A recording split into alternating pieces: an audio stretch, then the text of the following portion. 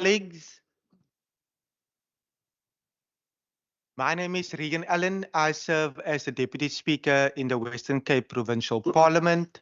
I won't be the chairperson of this particular session, but it is my honor and privilege to welcome the delegation from the Northwest, the province of also known as the Platinum Province, and Gauteng, the city of gold here in the Western Cape. We have always wanted to maintain that when budgets are spent, it must be spent according to the laws, the frameworks that is in place, so that we can ultimately see our communities changed. We sincerely trust that this engagement will bear fruit. It is so lovely to see some familiar faces here as well. The experience from the Northwest, we have seen that over a number of years. So once again, thank you for being here. To the guests that is also partaking today, thank you so much for your attendance. We have a delegation which will be led by the Provincial Minister for Finance, Deirdre Baartman, together with her entire team, but I will allow the chairperson to take the lead in terms of the introduction of members that serves on the standing committee. We also have the acting secretary to the Western Cape Provincial Parliament, Mr. Stimele, next to me.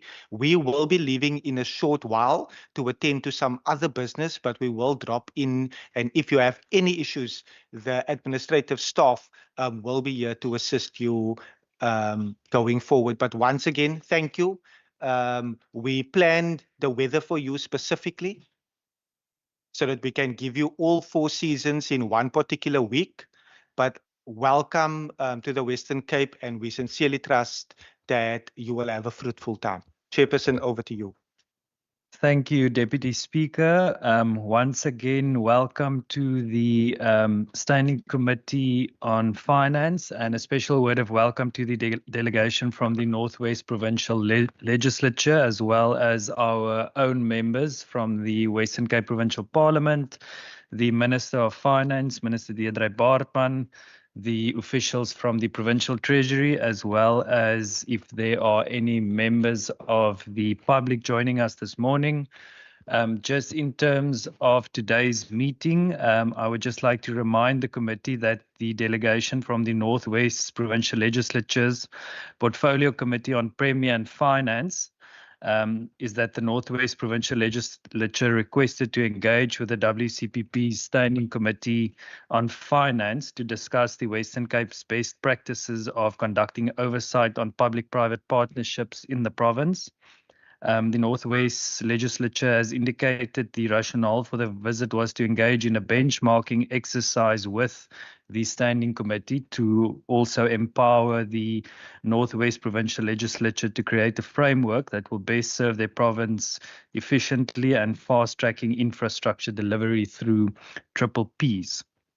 With that being said, I will now just afford all members to introduce themselves. I am Peter Johnson. I am the chairperson of the Standing Committee on Finance, and I will now afford the members of the Western Cape Provincial Parliament present this morning on my right, just to introduce yourselves, starting with Member Brankhuis. Thank you very much, Chairperson. Good morning to everybody. My name is Khalil Brankhuis, a member of the Finance Committee. Thank you.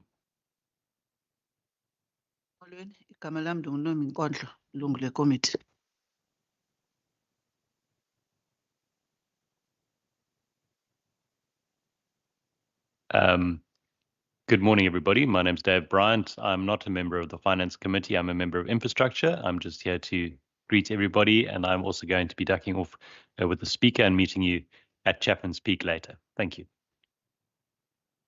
Good morning, everyone. I'm Benedicta van Minnen. I am an alternate member of this committee. Morning, everyone. Derek Wessels, member of Finance and also the chairperson of Infrastructure for later. Thanks. Good morning. Noma French Mbombo, the member for the Finance and also the member for the Infrastructure. Thank you. Good morning, everyone. I'm Memory Boyson, and I'm an alternate member of this committee. Thank you, members. I just want to check the members on the online platform joining us this morning, members from the WCPP online. Good morning, Chair. I'm Leon van Wyk. I'm an alternate member of the Finance Committee. Good morning, Chair. Good morning, colleagues. My name is Noel Constable, and I'm also a member of the Finance Committee.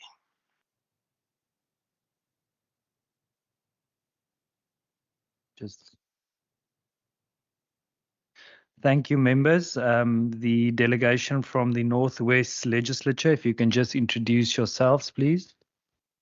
No, thanks. Good morning, Chairperson. My name is Nathan Oliphant. I'm the chairperson responsible for the committee overseeing the Provincial Treasury and the Premier. Thank you very much. Good morning, honorable members, Chair, Deputy Speaker. My name is Motlalipula Hosho. I'm the Chief Whip of the House in the Northwest Provincial Legislature.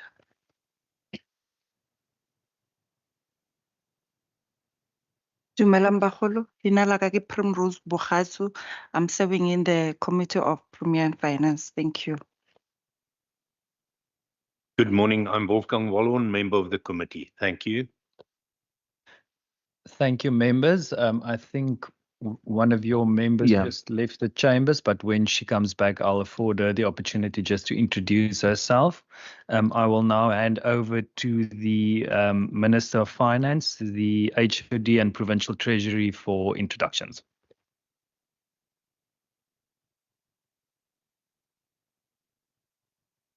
I'm not sure if the other delegations also introducing themselves, but I can go ahead. Okay. Deirdre Bartman, Minister of Finance, Western Cape. Good morning, Chair. Good morning, members. Chulenda Kantana, Head Official Provincial Treasury. Good morning, Taryn van der Dere, Public Policy Services within the Provincial Treasury. Good morning, members. I'm John Ford. I'm from the Western Cape Provincial Treasury. Good morning, members. Malcolm Weston, Fiscal Policy from the Provincial Treasury. Good morning, members. Palesa Modise from Fiscal Policy. Good morning, Annalise Pick, Public Finance in the Treasury. Good morning, Isaac Smith, Governance and Asset Management in Provincial Treasury. Good morning, colleagues. Mandela Kemtegazi, Provincial Treasury Fiscal Policy. Good morning, Ziad Majid, Infrastructure. Good morning, colleagues. Lenko van Soosthuizen, Technical Specialist in Minister's Office. Thank you. Good morning, colleagues. My name is Kenneth Mtsweni, Fiscal Policy PT. Thank you, everyone. I will just in terms of apologies, we did receive an apology from the HOD, but she is present. Thank you for being here this morning. But I know you and the minister might have to leave a bit earlier, if I remember correctly, from a mail that I saw somewhere. But thank you for joining us. And Member Masipa sent in an apology, but Member Boyson is the alternate for Member Masipa this morning. With that being said, I will now hand over to the Minister and the Provincial Treasury for introductory remarks, and then we can move straight into the presentation. Thank you, Chair. I'm recognizing some members from the Gauteng. I'm not sure if they were going to introduce themselves as well. Thank you, Minister. I was told that it's all support staff. Apologies. All support staff? Okay. Perfect. I just want to confirm, are you all of you support staff, or is there any other members, all support staff?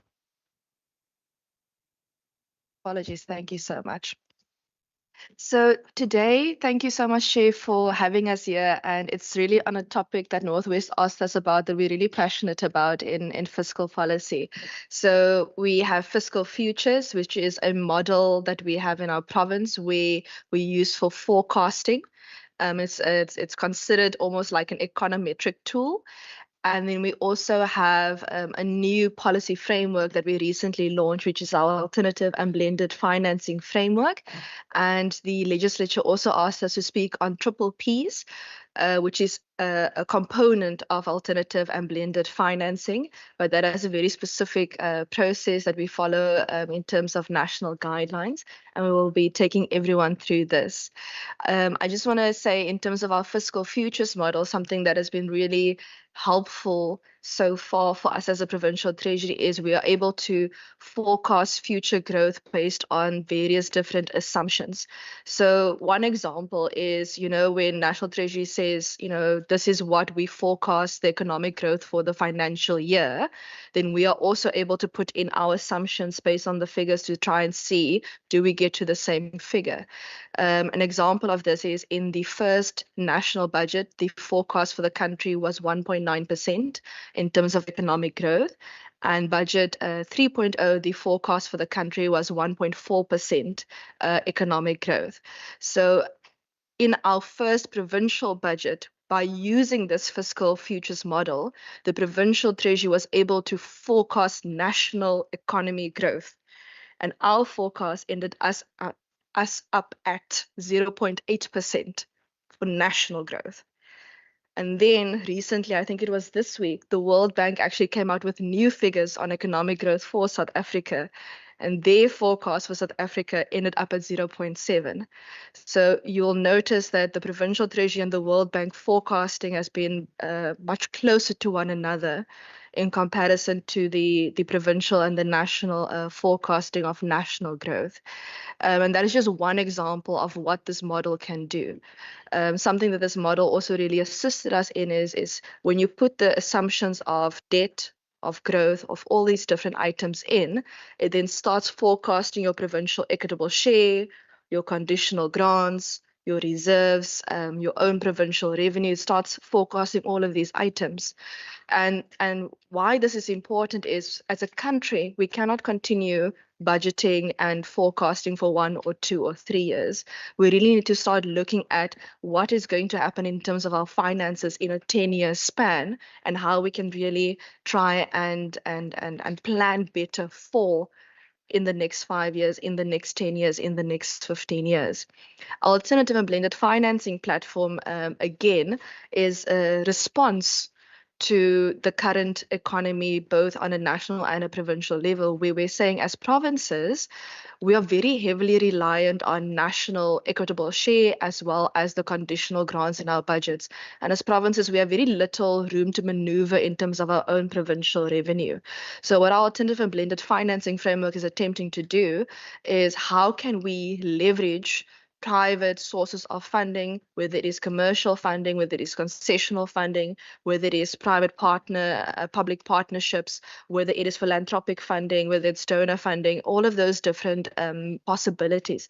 How can we leverage that with our public resources in order to deliver more and faster for the people within our province? And that is what this framework attempts to do, by being able to give departments guidelines on what the possibilities are and what the options are within the national legislative framework, which our team will take us through. And triple Ps is one of those mechanisms that provinces can use. We do have some triple Ps in our province, and I saw in the program that you'll be visiting one of them. And it's one option out of the alternative and blended financing framework that a province can pursue. Thank you so much, Chair. I'm going to hand over to the team, and they'll be taking us through the presentations.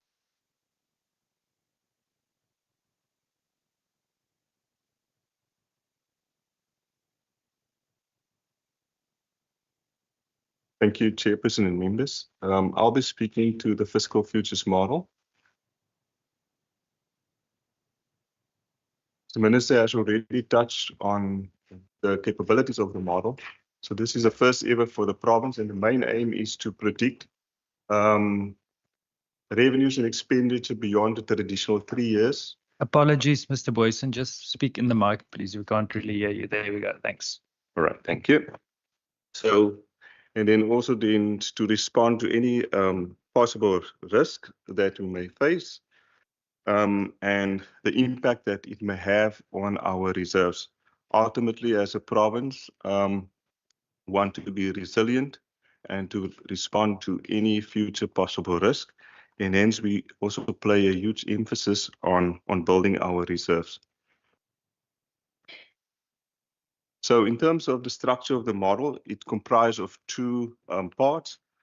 The upper part is the national model, and it shows the national fiscal framework, which consists of national revenue, spending, and the annual change in the national government's financial position and resources available to provinces. The bottom half relates to the provincial fiscal framework, and it shows the provincial revenue, provincial spending, and the annual change in the provincial financial position, including the cash reserve. The fiscal futures model for the province involve analyzing and forecasting each of those various components.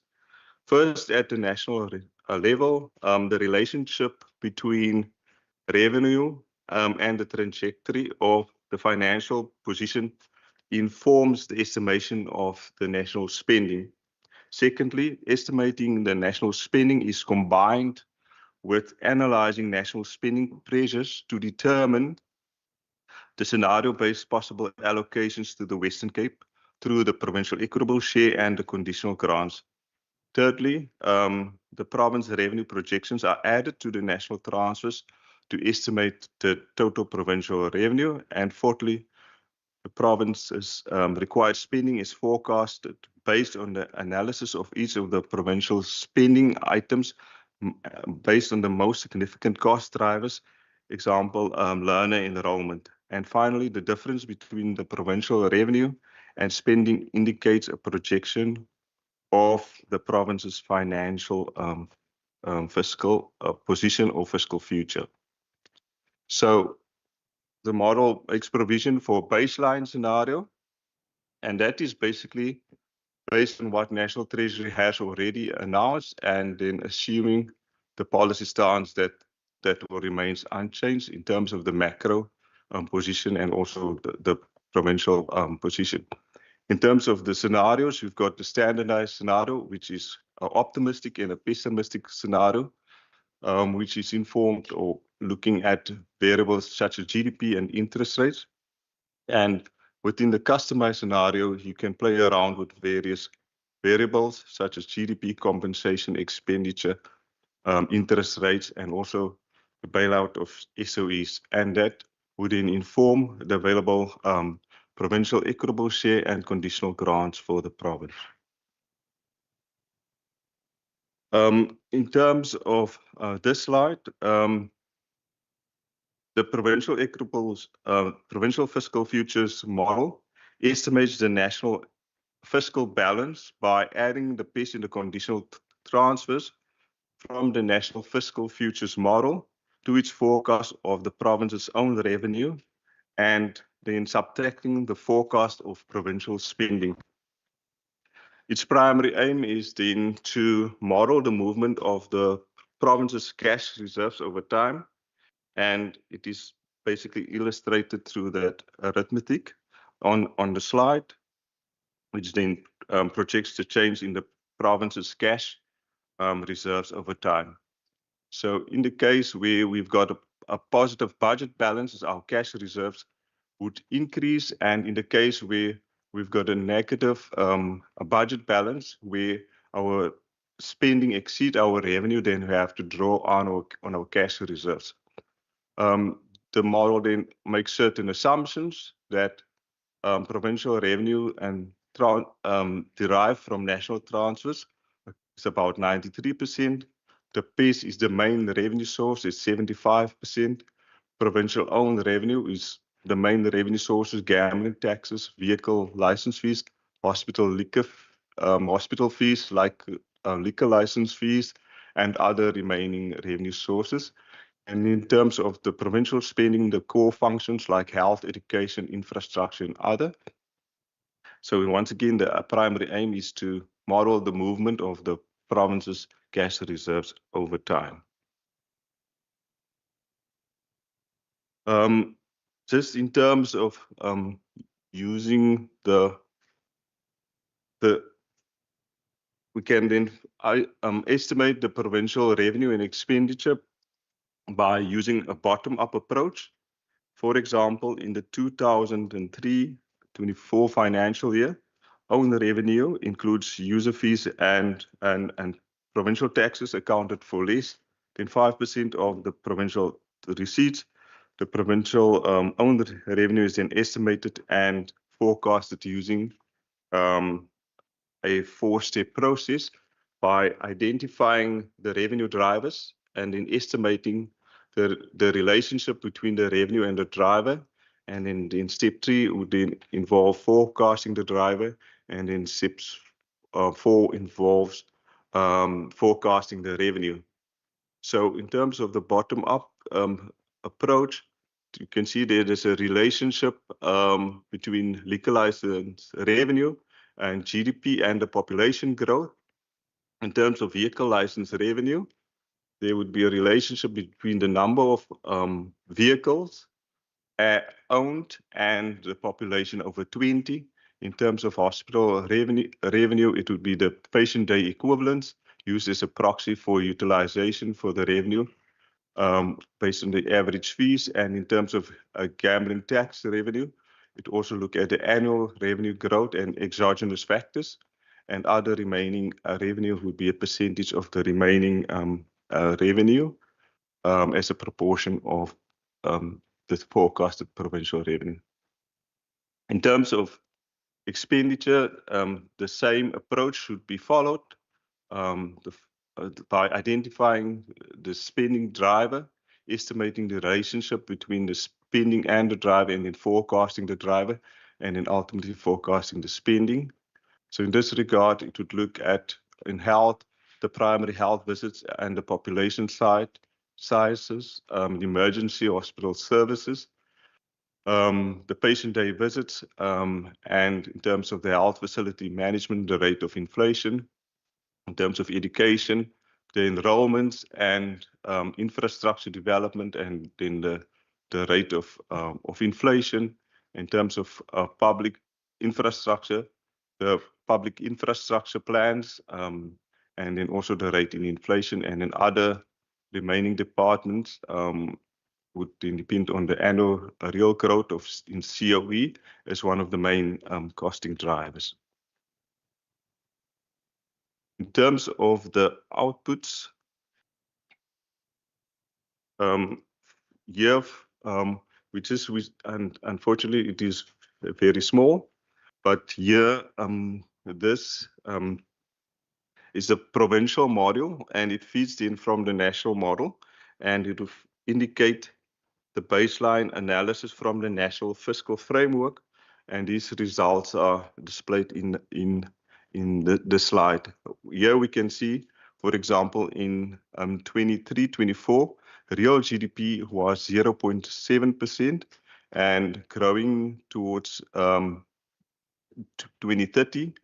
The 2030-31, it would grow to 2.3%, and we would see that the debt service cost would be negative 5.1%, and would remain unchanged, but the consolidated primary balance at 0.6 would then improve to 3.9%.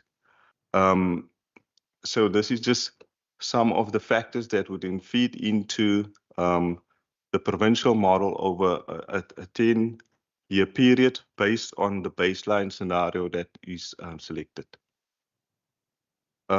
Here, for example, it just illustrates the provincial revenue and how the provincial revenue is impacted. And you can see then the growth in terms of the provincial revenue over time. In terms of the provincial spending, it takes account of the budget balance and the cash reserves. The slide indicates the forecasted trend in provincial spending and provisions and total revenue and the annual fiscal balance for the baseline scenario. The total nominal provincial spending and provisions in this instance are projected to increase by an annual average growth rate of 4.8%, reaching 102 billion rand in 23-24, from 83.1 billion rand in 23-24. And in this regard, the provincial revenue is expected to grow by an annual average growth rate of 5.1%, increasing from 78.5 billion rand in 23-24 to 129 billion rand in 23-24. The budget deficit is forecast to decrease by annual average growth rate of 2.7%, in the scenario declining from 4.6 billion in 23-24 to 3.5 billion rand. In terms of the cash reserves, the deficit between the total provincial spending and the revenue will require financing to be drawn down from the accumulated reserves, namely our asset finance reserve and provincial revenue fund.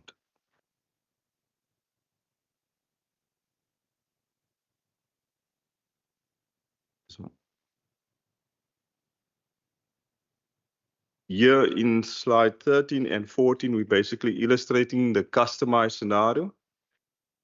And in terms of the customized scenario, it assumes weaker nominal GDP growth. Then the baseline, higher debt service costs, higher public wage bill outcomes, and lower revenue growth, and binding debt service costs accelerator and binding non-interest rate spending decelerator on spending. And this results in consolidated budget balances remaining deeply in deficit and the debt not stabilizing by 2032-33. In this regard, the model assumes that the provincial allocations have a lot of inertia, and so the user can make use of provincial allocations more sensitive by changing the assumed trajectory for non-interest rate spending. The model also incorporates a decelerator mechanism on growth rate of goods and services and provincial and municipal transfers to recognize that government expenditure cannot permanently grow faster than the revenues. The value of the decelerator governs how fast consolidation of expenditure takes place. The analysts can then raise the value of the decelerator from the 50% default value in the customized scenario to imply a more aggressive consolidation or lower in its value for a less aggressive consolidation over the projection. And then to recognize that debt service costs will likely rise further as global interest rates will normalize and the South African debt continues to rise.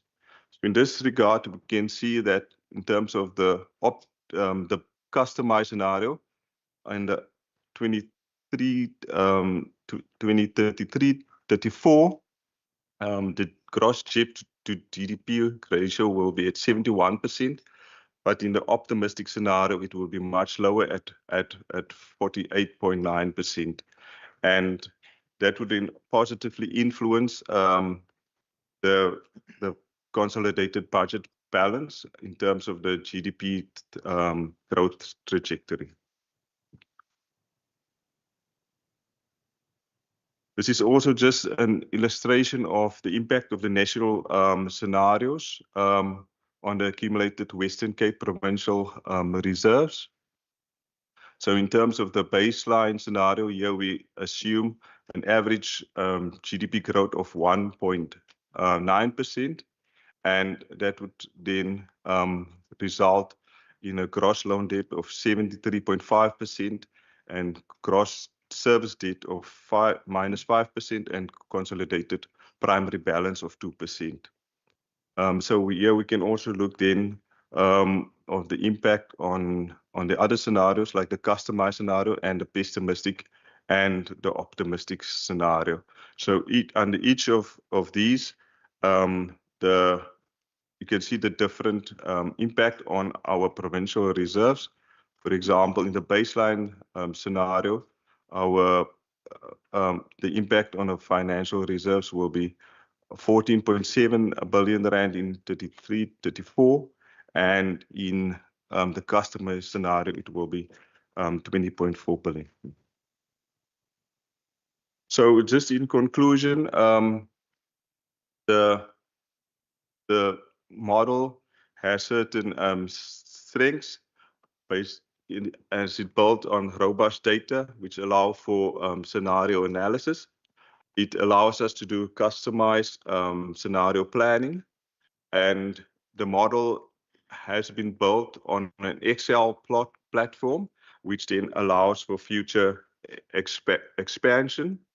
In terms of the fiscal uncertainty, it will also enable us to look at any further fiscal risks that may result at a national level. In terms of the future plans, it is to use the model to fully integrate it into our budget process, and then to collaborate more with the revenue raising departments, and to do ongoing research and to do further enhancements of the model, and to model for weak GDP and rising debt, for example. There are certain limitations to the model. We cannot predict National Treasury's formula, so that is something that's being fed into the model, and it's basically a policy, something that's informed by policy. The PES allocations are fixed in terms of the vertical and horizontal division. And National Treasury also got certain limitations with regards to forecasting in their own model. And our model is heavily reliant in also on the National Treasury's model.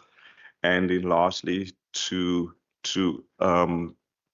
predict for any future uncertainties, like, for example, the NHI bill, which has not been fully costed as yet. Thank you.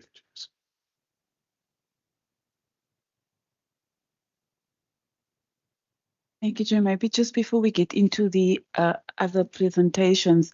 So typically we would use this in the background in order for us to produce the documentation that we would usually bring to the committee. So the presentation is extremely technical in nature, but that informs the work that we are doing and that we would bring before the committee on a regular basis. It also forms part of us being part of the innovation, culture and governance within the broader policy framework of Western Cape government, where the intention is that we then be evidence-led and that we then provide departments with the evidence in order to inform their own decision making in terms of how they then plan their expenditure over the MTF. But this is typically something that we will use in the back in the office, and not necessarily put on a platform like this, but I think it's useful because it gives the members an indication of what goes into some of the data or the evidence that we present before the committee on a regular basis. I think, Chair, we can over to you. Thanks. Yes. Thank you, Achudia. I think let's deal with all the presentations first before we start the questions and answer session. Thank you, Chair, and good morning again to all.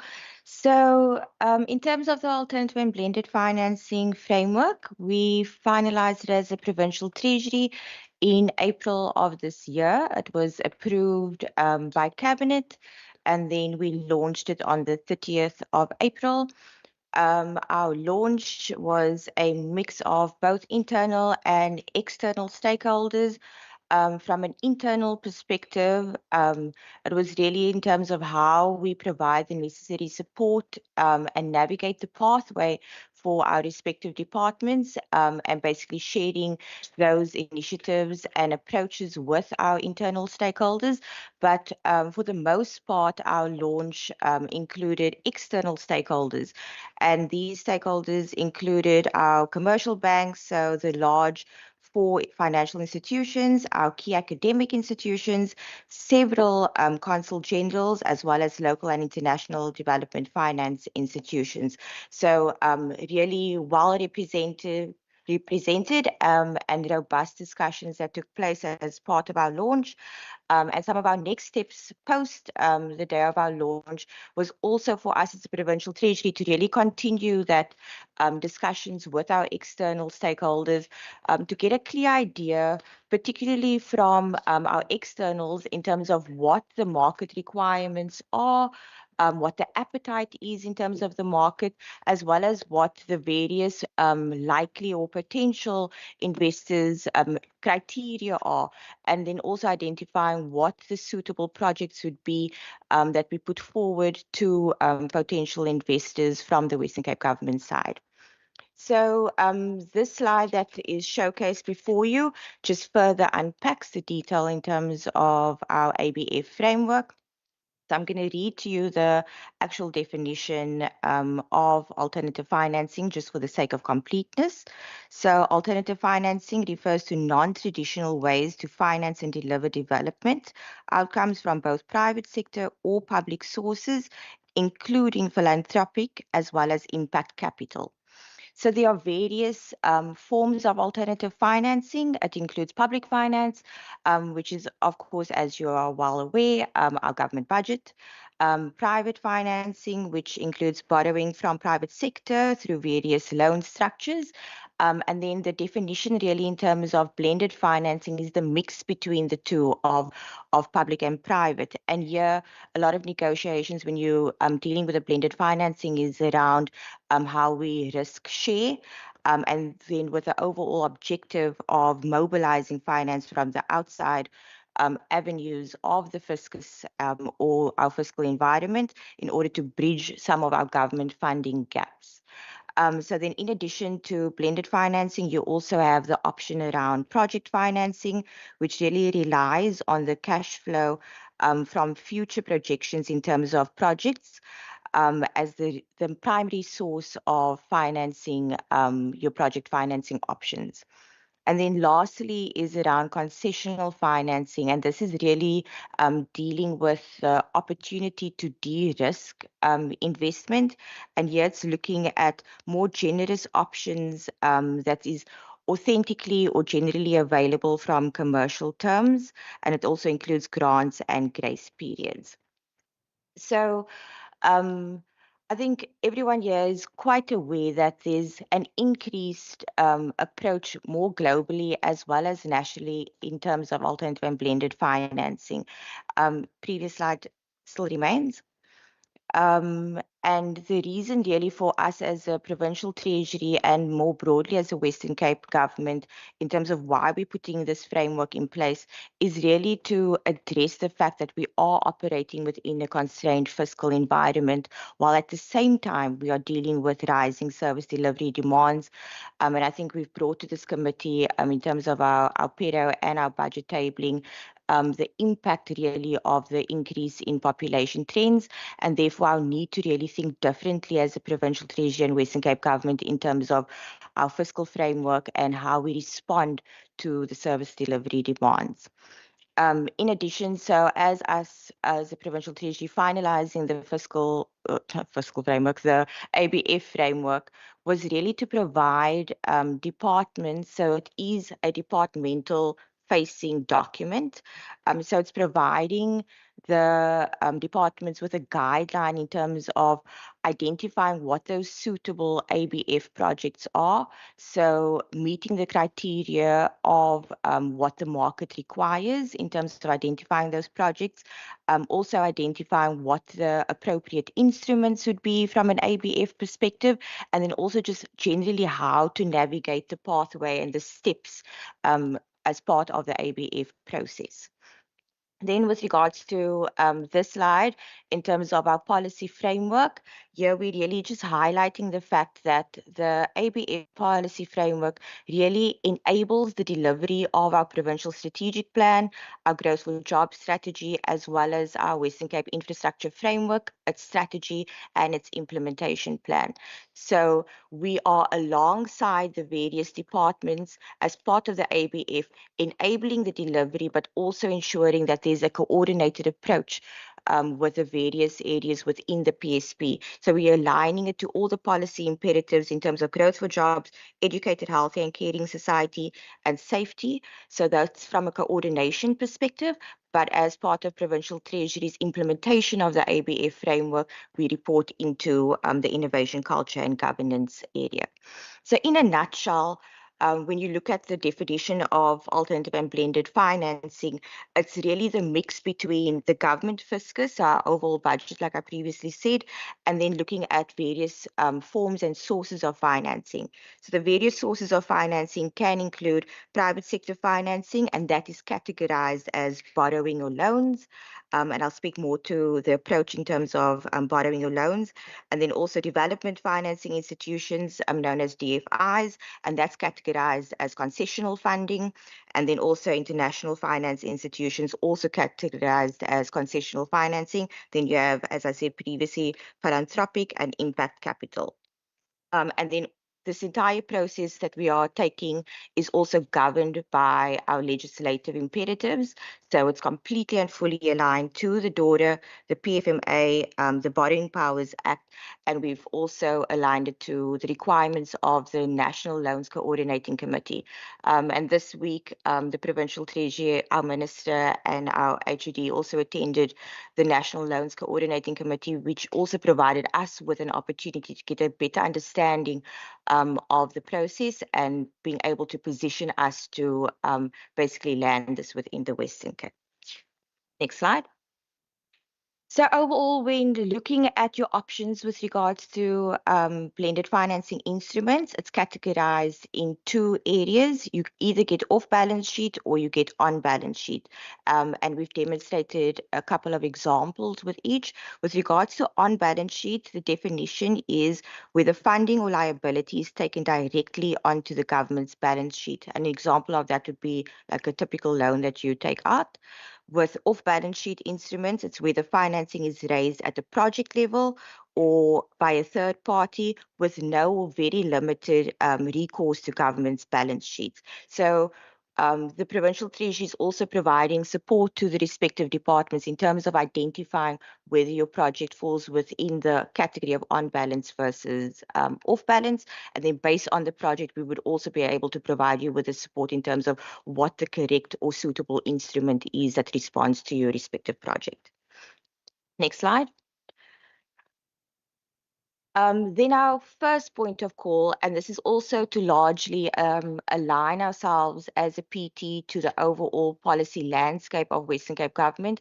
So we're looking at what those key sectors are that's driving the economy, giving effect to our growth for jobs strategy, but also ensuring that we are responding from a social perspective.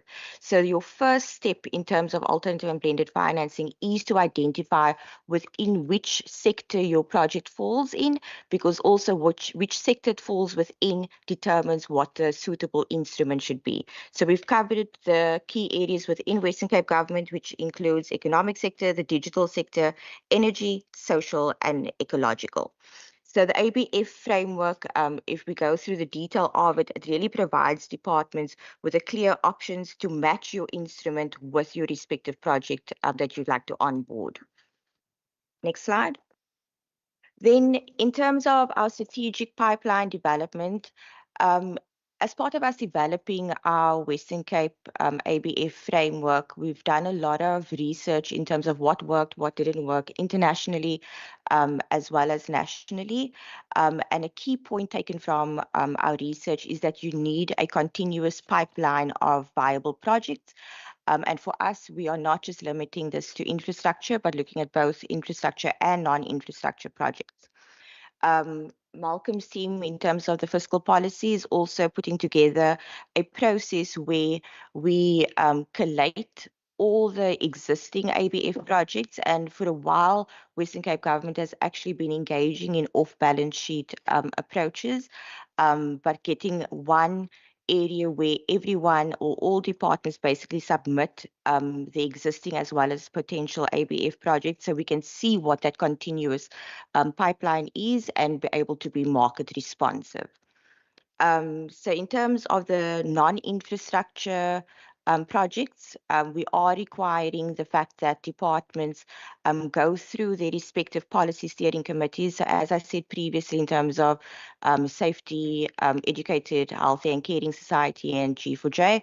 So if it's non-infrastructure, to ensure that coordination and that the project that you're putting forward in terms of ABF actually aligns to the overall policy approach that Western Cape Government is taking, that we actually engage with our necessary structures. And then from an infrastructure perspective, our Department of Infrastructure has also put on the table a clear process with regards to identifying what those catalytic and strategic infrastructure projects are. So looking at the existing projects within Western Cape Government, as well as what the potential projects might be within the short, medium and long term, and then applying the panoptic principles or criteria to also identify what infrastructure projects would be ABF potential projects that we can take forward. Next slide. Then just in terms of unpacking the various steps within the ABF project process, our intention really as a provincial treasury is to streamline as far as possible, not create additional red tape to the system. So where the departments are capable and able to manage the process as they've been doing in terms of the off-balance sheet projects, we are encouraging them to continue. But for us really as a provincial treasury to firmly step in and provide the required support where it's not necessarily already within the departments, and particularly when it's an on-balance sheet project. So the first phase, and we've also aligned the ABF process to our budget process. So ensuring that our overall budget process basically supports the ABF process and then also aligning it to the IDMS. And through aligning it to the IDMS, we are also ensuring that we are streamlining. So step one is project identification and departmental screening. So as a provincial treasury, we also believe that the departments are suitable and best placed to understand their own business and for them to do the initial project identification, departmental screening. And then step two is to go into pre-feasibility and concept development. And here the department will conduct its own studies in terms of the project outline, its scope, duration, costs, do their risk profiling, etc. And then once they hit step two, they will then go into the conceptualized instrument and us supporting as a provincial treasury in terms of determining whether it's an on or off balance sheet. So from step 1 to 3, this is specifically for off balance sheet. And once you go from 1 and further on to the next slides, you will see those steps will then do or focus on the on balance sheet projects. So in terms of the next slide, and when we then determine that a project is in fact an on balance sheet, it will then go to obtain in principle support. And again, as I was saying, it's aligned to the budget process. So when we determine the in principle support, that is us also taking it through the PGM tech process, through our budget policy committee, etc., in order for us to get that in principle support at the various required levels. Once they obtain that in principle support, the project can then kick into full feasibility study. Post that into feasibility review and treasury approval. So it then goes through the respective processes. And then an intricate process is the transaction structuring, where we prepare for procurement and financing documents in order to take those financing documents to the market. And so here you're starting to engage with potential investors, starting to negotiate particular terms of the agreement, and post that agreement in terms of identifying what your potential investors are, you then go into the approval for procurement launch. So with approval for procurement launch, this is essentially when us as a Western Cape government would then take it to the Loans Coordinating Committee nationally. So it's also stated as part of legislation that only the MEC of Finance can approve and then take the proposal to the National Minister of Finance. So I'm not going to go through the detail of the next slide because in terms of steps 9 to 14, this may or may not apply, and it's really project specific, but the detail in terms of what sits beneath each of these phases is outlined in the overall framework, which is on our Provincial Treasury website. Then with regards to the integration of the budget process, I think I touched on it in terms of the various steps, and also the diagram on your right, or at least on my right-hand side, we have presented previously as part of our Provincial Treasury tabling of our budget process. Essentially, our budget process is divided into 3 phases. The budget preparation phase, which is really our planning, and taking an evidence-based or evidence-led approach in terms of our planning in Western Cape Government. That takes place between June and September, and therefore we are encouraging that departments really do the phase in terms of their research, their pre-feasibility before they head into PGM Tech 1. PGM Tech 1 kicks in with phase 2 when we're preparing for our MTBPS and adjustments budget that takes place between October and December. And here we are looking at the feasibility phase and where we will then take it forward in terms of our own budget policy committee, taking it through to cabinet ahead of us actually hitting the national sphere when we approach the loans coordinating committee. Once we get approval from the loans coordinating committee, and this is before we go to the loans coordinating committee, as I said previously, that already requires you to have completed step 7, which is the transactional structuring, then taking it to the loans coordinating committee, and then we will actually be able to, as part of finalizing the budget, you'll be able to record what those loan repayments, interest payments, terms and conditions were that were agreed to, and be able to record it as part of your actual departmental budget documentation. Next slide. So this slide just provides you with an overview of the institutional roles and governance that supports effective implementation of our framework. So this is not Provincial Treasury on its own, but that we are feeding into the various structures and making sure that we align to both our provincial processes, but also to our national processes. So the blocks on the side basically are categorizing in terms of our coordination role with regards to the ABF framework, and then the blue one in terms of where we report into, which I also previously spoke to. A key component of our ABF framework is that we are really emphasizing the importance of coordinating from a spatial planning and spatial development perspective. So it's our intention really to also link our discussions that we are having as a provincial loans coordinating committee, which is at our budget policy committee level, which is on cabinet level in a way, or a subcommittee of cabinet, but to make sure that what is going through the municipal loans coordinating committee aligns to what we are putting forward from the province's side, and making sure that we have the coordination from a spatial planning perspective in our province.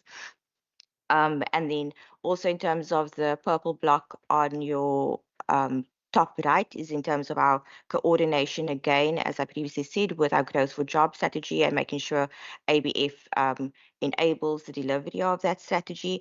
And then also our coordination in terms of the Infrastructure Ministerial Committee, which is chaired by Minister Simmers, and making sure that what we put forward aligns to their infrastructure strategy and implementation plan.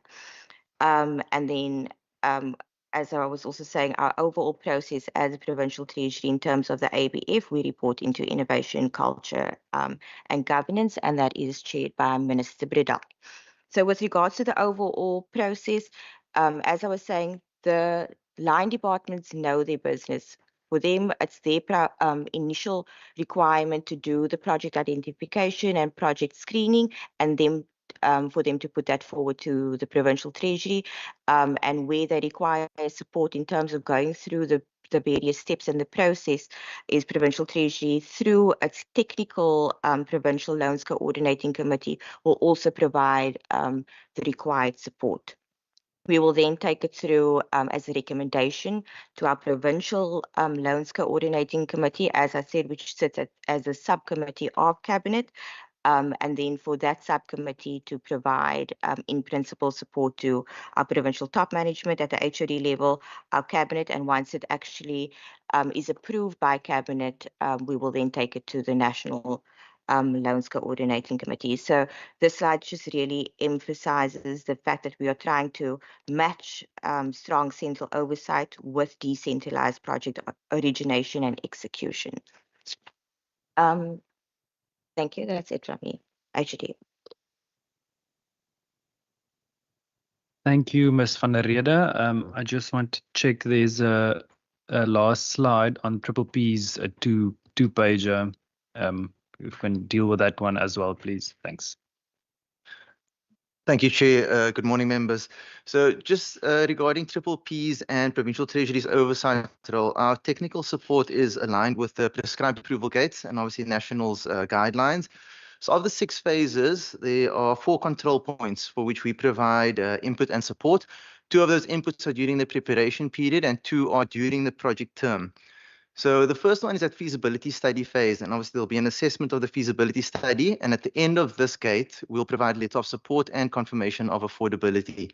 Once it passes this gate, we move to procurement, and there we'll provide a review of the procurement, or we'll undertake a review of the procurement documentation. And there'll be consultation that's given back to both GTEC and the public partner. Once it moves to the project term and the first phase of development, we'll check and review the bids. And then this feedback again goes back to GTEC and the public partner. And then during delivery or before it starts the delivery, we'll do an assessment of the contract documentation. During the delivery, there's obviously the monetary component, and here we'll attend the monthly progress meetings and we'll track performance and revenue, and obviously just ensure that there aren't any obstacles affecting the Triple P contract. On the next slide, we've just given a summary of the 10 active and registered projects within the Western Cape government. Of the 10 projects, 2 of them are financially closed out and operational. This is the De Hoop Nature Reserve and the Chapman's Peak Drive project, and the remaining 8 are all in the preparation period. Just a little bit of detail on the 2 operational projects, the DOI Chapman's Peak project. It's in its 21st year of operations. And the Cape Nature project is in its 15th year of operations, and both of these are 30-year contracts. Thank you. So just to wrap up on the Triple Ps and some insight in terms of the role of the provincial treasury, but in terms of how we also approach our Triple P projects. So firstly, in terms of the Triple P projects are not seen as anything that is above or below in terms of the budget. So what I mean by that is that there's no earmarking within the budget regarding funding of Triple Ps.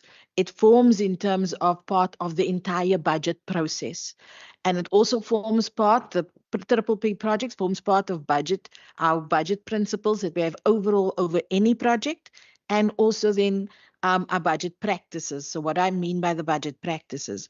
So if a department wants to undertake a Triple P, the first, in terms of the rules that applies, is that Triple P, whether it is in terms of any kind of funding or anything kind of planning, would need to go through in terms of the budget process, number 1. But number 2, that the actual project and going through the project in terms of the different phases that my colleague Ziad has taken you through, that would all be in terms of the department that is generating the Triple P.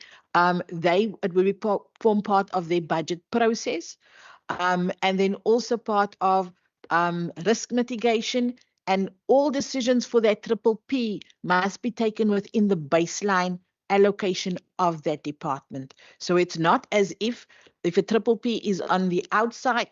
Sorry, it's in terms of the way it will go in terms of operationally. For example, we're well aware that the community is going to be visiting the Northwest. So how that operation plays out, the Triple P, that will all be within the baseline of the department. And in this department, it will be, for Chapman's Peak, it will be the Department of Infrastructure. So one of the reasons for that is that obviously in terms of from a treasury, when it's oversight, especially when we go into the delivery phase now, is the fact that what we're looking at is risk mitigation. And the way we do risk mitigation in terms of the province is that the first risk mitigation that needs to be implemented is by the department itself and its baseline allocation of that has been given to them over the MTEF. Then further, in terms of our monitoring becomes the risk mitigation in terms of the overall practices that they would need to do if there's any contingent liabilities that might be appearing. And we have a look at those and we give input to those. And then any risks that there might be as guarantee, sorry, in this case, of the Provincial Revenue Fund. And we look at that in terms of keeping that risk as low as possible. So what we then do put in place, and it's a practice not only for triple Ps, but like I say, it's a basic practice in the province. So if there is any contingent liabilities that the department registers, our usual practice is the baseline of the department is the first, let's say where the deduction will come if the contingent liability comes to fruition. And then we would also then go as part of the next budget phase that we need to look at in terms of if the amount cannot be paid by the particular department in the one financial year, we do then look at in terms of the Provincial Revenue Fund then being the guarantee for the actual payment, but then from other baselines, from the baselines over the MTEF, we would then deduct those amounts over the years. So what we're doing is putting firmly risk mitigation with the department and not from the Provincial Revenue Fund. That's a basic principle that we do apply. Lastly, I just want to indicate that you'll see in terms of timelines, I mean, we have quite a few of our triple Ps that has been in planning process for quite some time. And this is not only an issue in the Western Cape, it is part of the triple P, let's say, current framework that National Treasury is then relooking at in terms of especially from a planning perspective. But as fiscal consolidation has impacted on the entire country, where, for example, a unitary payment needs to be made, or in terms of the initial input costs in terms of planning and feasibility studies for something like a triple P has taken longer, and therefore they're re-looking at that. And then also re-looking at in terms of alternative financing for unitary payments where the triple P is concerned. That's one of the reasons why we have launched the what we call the alternative blended financing that was presented to you together, and we see the triple P as one of the tools that falls under that alternative blended financing. So it is something that National Treasury has also identified is one of the critical success factors for triple Ps and why they have not come off in the most recent years. Thank you, Chair. Thank you, Chair. But Chair, I think it's really wonderful that we are able to have these presentations together, because you can then start seeing how different things are integrated. How when the infrastructure department creates the pipeline, Treasury doesn't decide what to build, but we will help you with the technical expertise, the support, and how to access the funding for what you wish to build. The fiscal futures assist you with the data and the evidence you need in order to grow your reserve. Because if you don't grow your reserve, the bank is not going to give you money because you don't have the ability to repay the loan. So one of the most important things the banks are going to look at is, can you repay something that you're going to go on balance sheet for?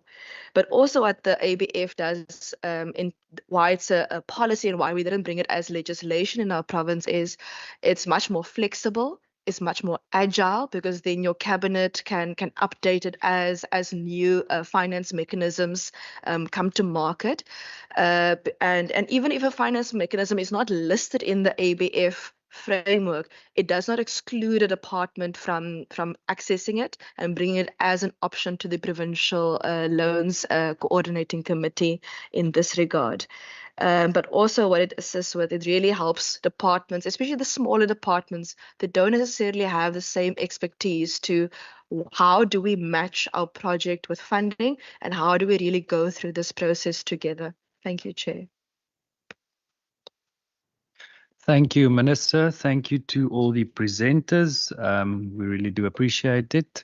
Members, we will now move over to questions based on the presentations. And I would like to afford all members the opportunity for questions based on the presentations. If you can just indicate when asking a question from which presentation you are asking the question, as well as the page. I think it would just make it easier for everyone. So members, over to you for questions. By the show of hands, we can take the first round. I see Member Brankhuis, I see Member Boyson and Member Nkonlo. And for a fourth question, we can, I think let's just deal with the first four. Thank you very much, Chair. Chair, just on the last page there on that active and registered projects at Triple Ps. The project in Caledon, I see that the Department of Infrastructure is the sponsor of it, and they intend building a office block for shared office accommodation across different departments. Now, the Caledon area, it falls in the Theewaterskloof municipality, and that is more than 100 kilometers from the city. I would just like from the department indication. I see the phase is at a feasibility study. In terms of the feasibility of the project, where is the study currently at? Thank you, Chair. Thank you, Member. Member Boyson. Thank you, Chairperson. Chairperson, mine is a comment, and it refers to the Triple Ps. Chairperson, being a former councillor, I always felt that at this level, at provincial level, and now that we are two provinces here, is something that we should really fight for in terms of the reviews of the Triple P Act, the regulations that goes with it, because at municipal level, it takes forever to get a Triple P together. And by the time you either at feasibility study, the investors are gone. They can't wait that long. And if one looks at our neighboring country, Namibia, within months, they have a Triple P. Every Triple P that we lose because of time in South Africa, it goes to Namibia, within months it's done. So with the unemployment and economic growth, I do think this is one area that all provinces should put pressure on national for the Triple P Act to be really reviewed and all red tape to be cut. Thank you. Thank you. Member Nkonlo. Thank you, Chair. Thank you for the presentation. Chair, I understand because of time pressures, we had to take all presentations at the same time. That I get. Given the fact that we have always been asking about the fiscal futures presentation so that we get to understand it better, let alone the Triple Ps. I'm hoping with a limited time, we'll be able to still be answered and us able to understand better this whole framework. I want to start with the fiscal futures, Chair. Considering, perhaps colleagues can remind us, I would recall that in the budget speech of the then MEC Maynir in 2021, the issue of the fiscal futures was actually spoken about. And it was a response particularly to the COVID-19 at the time. Now, a couple of years later, I think the colleagues are coming here to the committee and telling us about the fiscal futures. And I must say, MEC and the HOD, indeed, the presentation was highly technical. So it's good to be told about how you are going to do scenario planning, forecast about the budget. But I think at the level that we are in, we want to understand how that relates actually to the current challenges that we have, as a province, but also the obligations that we have as a province. And this, I must say, is what I was looking at in the presentation, that it must tell us, given the fiscal constraints that we're dealing with, what is it that we need to do as a province? How are we going to be dealing with some of the challenges that we would normally put up, especially as opposition parties, that relates to challenges of poverty, challenges of unemployment and inequality in the province, those pockets of hunger. That's what I'm looking for from a fiscal future, because I am not sure, HOD, how different, as you were trying to explain, how different is this work of the fiscal futures to what is already that you are doing in the PERO, in the MERO, and all of that work? Maybe school me, I may not necessarily be a financial expert myself. So that's one thing that, Chair, I just wanted to understand from my side. But I would like to understand from the department, this fiscal future, currently, is it a South African sort of tool? Is it, if you can just get me to understand, is it something that you have to pay for?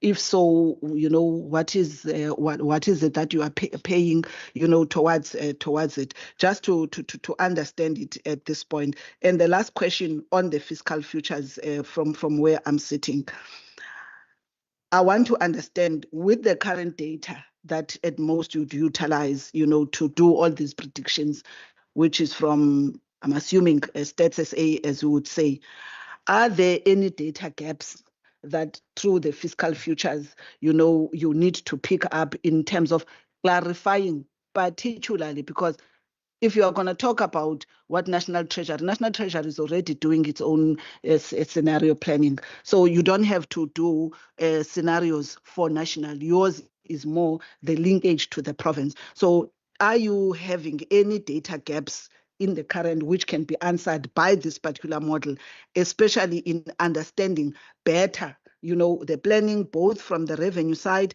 and also from the expenditure side? Because I think it would be important from where one is sitting to see to the extent this particular model helps us to be in the same page in explaining, some of the challenges, whether it's market challenges, if you talk about COE as an example, where you take a bit of time, to fill vacancies because there are labor market inefficiencies, that are a causality to that. So I'm interested to understand such in as far as the fiscal futures is concerned. I'll come back, Chair, with the Triple P and the APF. Thank you so much. Thank you, Member Nkondlo. I'll afford the rest of the members the opportunity for questions now. I just want to check with the member from Northwest that was out during introductions. If you could just introduce yourself. Apologies, I didn't get your name.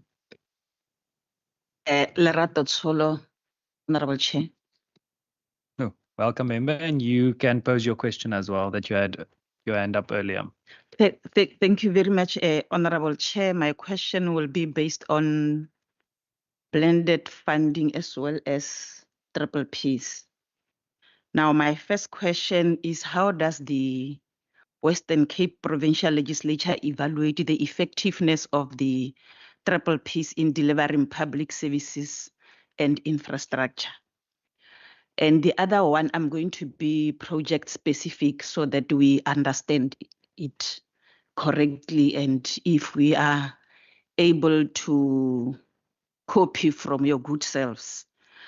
I would like to know as to what specific triple P projects has the Western Cape legislature initiated or participated in, and what have been the outcomes thereof, if you do have any of projects that you have initiated and implemented through the triple Ps, and how these particular triple P projects were selected, and what were the criteria that was used in order to determine their viability, if you do have such particular projects. with regard to financial management, because at the end of the day, we are looking for what we call value for money. How are the risks in as far as the triple Ps are concerned? And what are the benefits that are being shared between the public and private sectors in these particular triple P projects?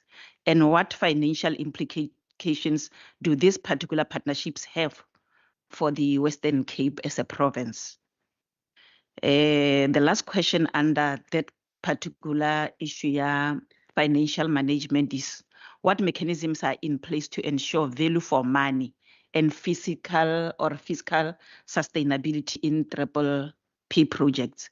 Lastly, Honorable Chair, under the triple Ps, because we must also learn the lessons out of initiatives and implementations of such, I would like to know as to whether there are challenges that the Western Cape Legislature has experienced in as far as implementation of the triple P projects were concerned, and how have these particular challenges have been addressed.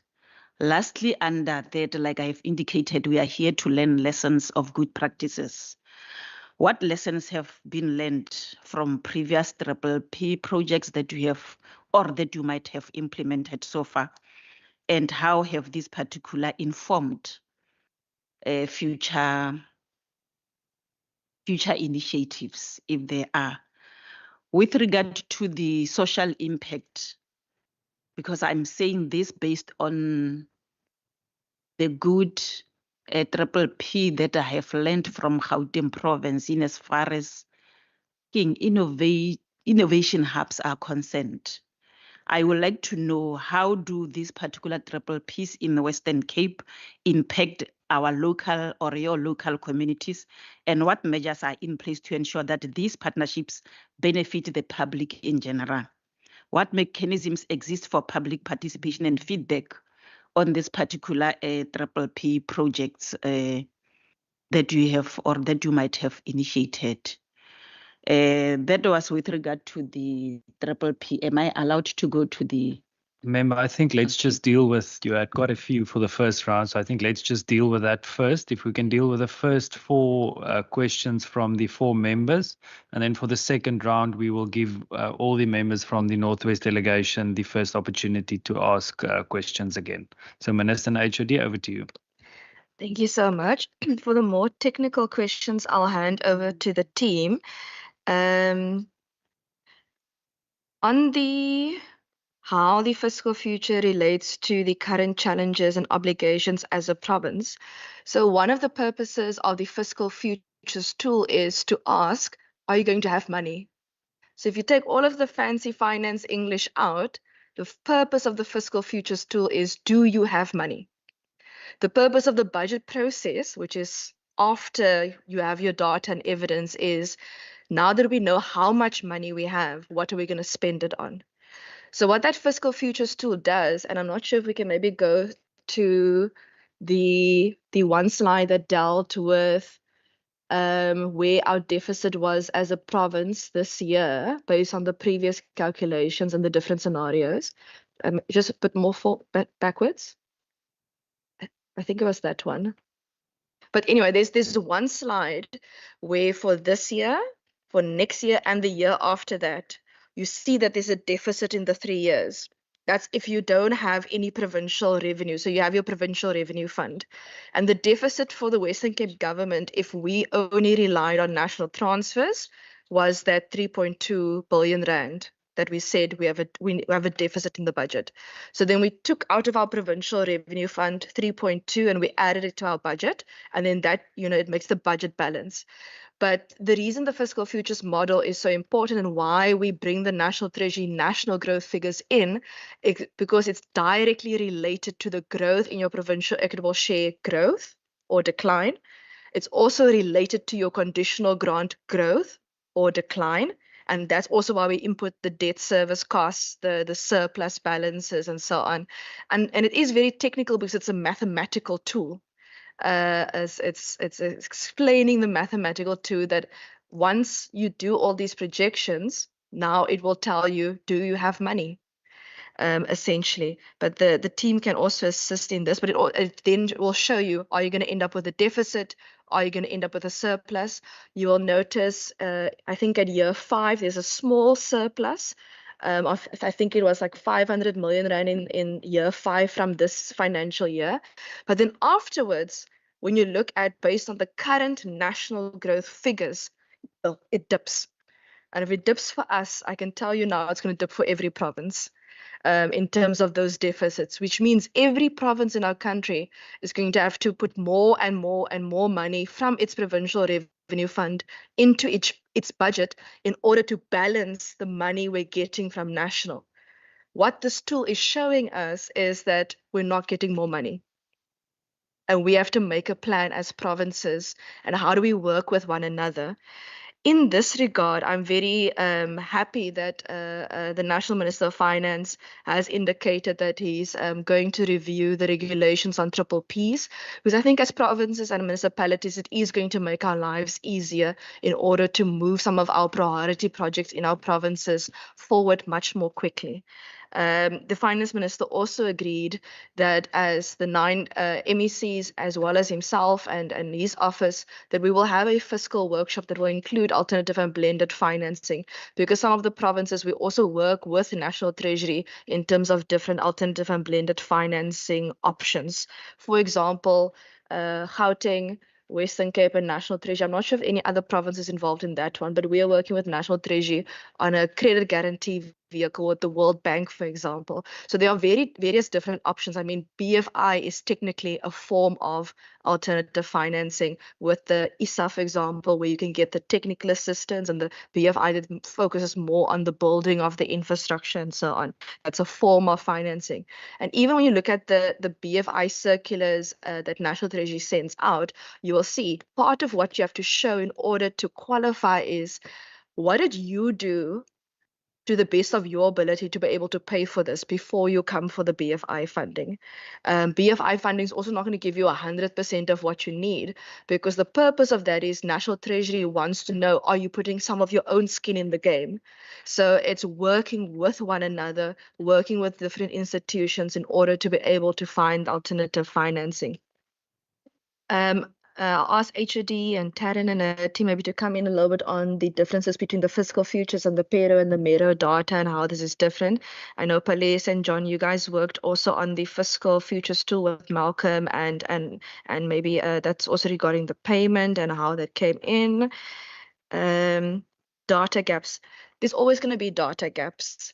But I think what we need to do is as best as possible to try and account for the data gaps as best as possible. For example, there's certain data that we don't have that we get from National Treasury.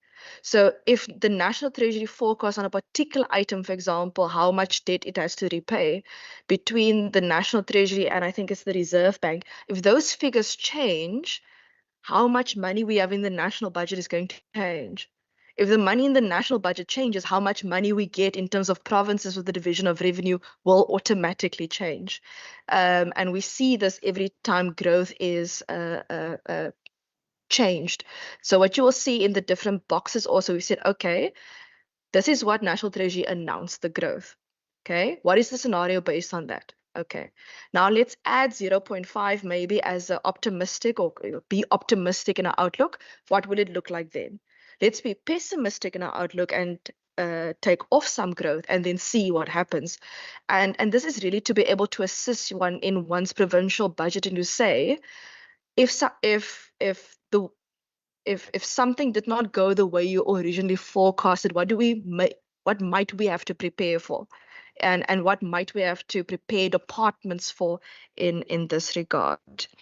So I do think it's important that we always have those figures, and National Finmin is very good with updating the MECs with these particular figures at Budget Council as well, so that we can continuously update. So it's never going to be today is the final day that this is the amount of money we're going to have.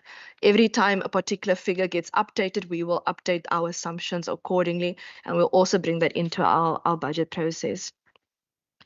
In terms of, apologies, I've got your surname, member from Northwest. Your surname? Sulo.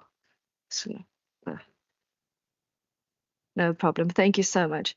Member Sulu Larato asked about the monitoring of the triple Ps. I know in Annalise and the team and Ziadim, they work a lot on this in terms of monitoring and how it's initiated. Also the selection and criteria. Financial management and the value for money. HOD, I know yourself and Isaac also works a lot on value for money. Because Isaac comes in when it comes to procurement and asset management. But also I know Annalise, they also work a lot on the financial management side and the benefits. The benefits for the province also, let me just speak on the different provincial priorities. So every province is not going to necessarily have the same priorities for the particular province. So for our province, every province we have to put our provincial strategic plans together that we submit to DPSA and your different departmental APPs and your SPs and so on. And that PSP of your province, I think every province has a PSP. Not all. Not all. Okay. Well, our province has a provincial strategic plan, and then your departmental annual performance plan and your strategic plan also has to align to the provincial priorities. It's basically the vision. And in the Western Cape, we said the vision is an apex priority, like the overall, which is we want businesses to grow and we want to create jobs. That's the apex priority. Under the apex priority, we then have 4 sub priorities, if you want to call it those, or policy priorities. It's growth for jobs. It is safety. It is we want an educated, healthy, and caring society, and we want innovation, culture, and governance. And in terms of that provincial strategic plan, that's essentially the vision. So when it comes to the benefits of the province, something that we need to also do as the provincial treasury now that we have a new PSP is now when we go into the budget processes, we have to say, okay, is your budget aligned to the PSP, to your vision? And the Northwest vision is not necessarily going to be the same as the Western Cape vision. And your priorities, your metrics, for example, your Gini coefficient, your HDI, your poverty levels, your food poverty levels, your levels of migration from and to your province, your jobs figures, it's not going to be the same for Northwest and the Western Cape. So you would take those particular things into account, and you might say, okay, we have a different big problem in our province than we have. But the principle kind of remains the same in terms of using whatever that vision is and whatever your priorities is, and then using your data and the evidence in order to inform the budget process. But I'll just ask the team to come in there how this informs that process as well, please. The mechanisms of value for money and the fiscal responsibility. If we can maybe just go through the legal prescripts for us, the challenges, if we have those, and the lessons from previous triple Ps, and how it informs future initiatives. The question on social impact is a little bit connected to PSP, but if we can just maybe speak about the impact some of these triple Ps have on the ground. I know not all of them are in delivery stage in this regard. And just a one correction, Chair, it's only myself that's leaving at 11 because I need to go to Gauteng for another engagement, but the team is here should you need any questions answered, if there's any comments, if you need to engage people in this regard. I just unfortunately need to be at another engagement this afternoon. Thank you. HOD?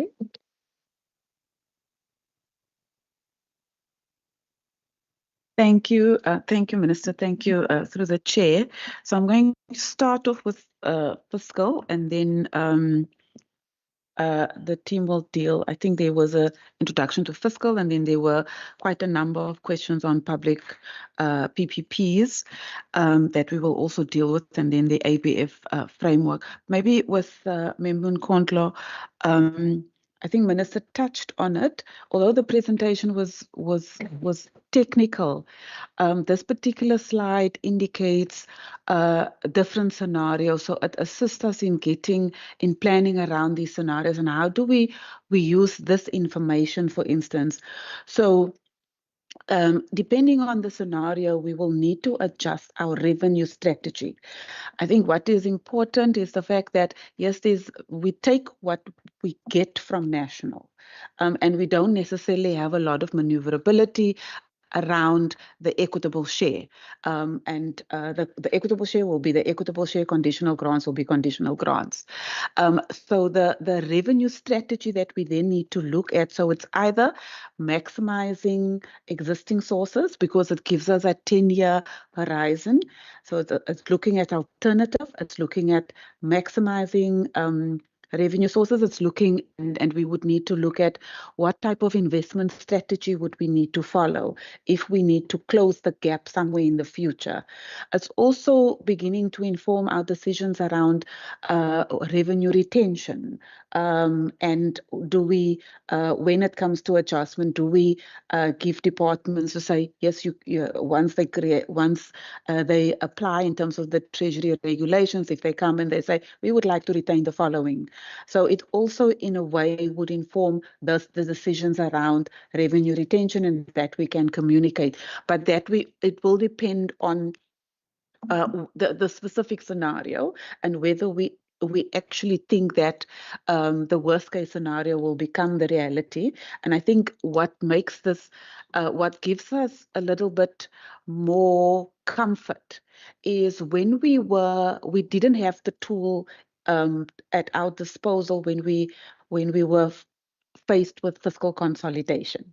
And I think that actually made the value that we can derive from this just to assist us in providing and providing insights in terms of how do we move forward if we have a sense that in terms of the scenarios, in terms of the either customized worst case scenario, etc., and we can then be in a better position to plan and to also adjust our decision making and our planning around that. Then just in terms of the, I think Member Boyson, there's already the amendments are already underway, and on the triple P, and I think yes, I think there's a lot of when we engage, whether it's a department, municipality, around triple Ps, then there is the sentiment that it takes extremely long to get off the ground. I think the amendments that is currently proposed in terms of excluding certain projects at a particular cap that would not have to go through the entire process, but Ziad and Annelies can elaborate a little bit on that. Just also to indicate, traditionally what we have found currently, and I think Ziad had the slide, we currently focusing on, and I think what we found is easier would be triple Ps within an infrastructure of an infrastructure nature, of a capital nature, where the triple P is no longer in existence, but where we picked up challenges were with triple Ps where it was more service related and there was a labor component attached to it, where, for instance, if in terms of the central bargaining processes, it impacts then the burden on the private party to deliver. So we still need the service. So it required some fancy footwork to get through that process. So the lessons that we've learned in the past is that for us, at least triple Ps work better when it's an infrastructure related expenditure or a project, and therefore then it provides just greater certainty in terms of how we then can manage it. But I'm sure the Ziad and Annelies will also expand. We produce, maybe also for the members, maybe the new member, for the visitors, we produce the budget overview of provincial and municipal infrastructure, and we have a chapter in there or a section in there that gives the detail in terms of the triple Ps. And so I think also the question around the DOI office block, the team will be able to deal with. So I think, I'm going to ask Zia to start. Thanks. Thank you, HOD. You've covered most of it, but maybe I'll just add a little bit more detail. Member Brinke, specifically on your question on the Caledon office block, we yet to receive the feasibility study. The study has been completed and it's currently with the transaction advisor. So as soon as that is finalized, we then receive it thereafter. So we yet to receive that feasibility study. Just the question on the length of time, and to add to what HOD previously said, the regulation, the amendments to National Treasury regulations, those are effective 1st June, and the threshold is 2 billion. So any projects below the 2 billion value, you are exempt from 2 of the control gates. So that's approval 2A and 2B. So there are some steps being taken in that direction. Very quickly on the successes, we've got 2 operational projects, like I referenced earlier, the Chapman's Peak and the Hoop project. The obvious success is that you get a well-maintained road, and obviously has added safety for road users, and there's a lot of proactive maintenance that takes place in that on that particular project. On the De Hoop project, you get a well-kept tourism accommodation facility, and some of the revenue that's generated from that facility is actually reinvested into nature conservation at the De Hoop Nature Reserve. So that's just very briefly some of the successes. And then just to note that these projects are obviously well into their lifespan. The first was it's in its 21st year of operations, and the other in its 15th year of operations. There's been no major stumbling blocks on these 2 projects. Thank you. Annelies? Yes, I just want to add to some of the questions around the triple P. So I also to contextualize. So the Chapman's Drive has been in operation for 21 years. And then also the De Hoop Reserve has been in operation for 15 years. Now I'm putting that, and those are the 2 triple Ps that we have in operation in our province. So what I'm putting on the table is that the context that you also understand for triple Ps for us as a province is the fact that we have most of our triple Ps now in some of the planning phases, and we have those 2 that's in operation. So some of the benefits that that Ziad has mentioned in terms of, because they're both infrastructure projects. So one of the benefits has been the fact that we have, and hopefully you will see that and concur with us when you visit the Chapman's Peak Drive, is the fact that the well-maintained drive and that the access for tourism. But what it does for us as a province, where infrastructure was such an important tourism location, is the fact that no matter what is happening to our fiscal framework over the last 21 years and over the last 15 years for our fiscal framework, it has reduced. So all provinces have been getting less revenue, have been getting less revenue from the national fiscus. So what that has been the benefit for us is that we have, in terms of one of our most tourist and most scenic roads that we have in the Western Cape, is properly maintained, even though we as a province have lost revenue. If we didn't have the triple P, we would have had to be our first point of call to maintain, as the Department of Infrastructure, when they were making their priorities on which maintenance projects to do, that would have been one of their number 1. So therefore, it's given us the opportunity to do maintenance on other kind of projects, other roads projects, and not then have that then as the number 1 priority that we need to do. So so that is in terms of a very good benefit for us over the last 21 years. When we go into the De Hoop Nature Reserve, so that is very similar. So we do also then understand that if you look at in terms of just the weather patterns that we've been having, but also in terms of when you're looking at how a reserve is maintained, and especially the roads is maintained, that then has been the benefit then for the Hoop Reserve. And that is one of the trails that is one of the in the top 5 in the country, for example, for hiking. So you can see again that the impact therefore in terms of from a tourism perspective is that no matter what we were facing fiscally as a province, those tourist hotspots could remain in the top 5 as priorities to earn in terms of tourist access for us. And that's one of the main benefits. Some of the questions, Chair, in terms of the there is in terms of project specific on Chapman Speak, for example, that I think would probably be taken up by Department of Infrastructure when the visit is being done. I do want to then just in terms of sharing, because to share then with the Northwest in terms of the current project that we have going is one that is not tourism based, is not revenue based, but it is in terms of in planning phase, and that is our Tygerberg Hospital. So it's a social project.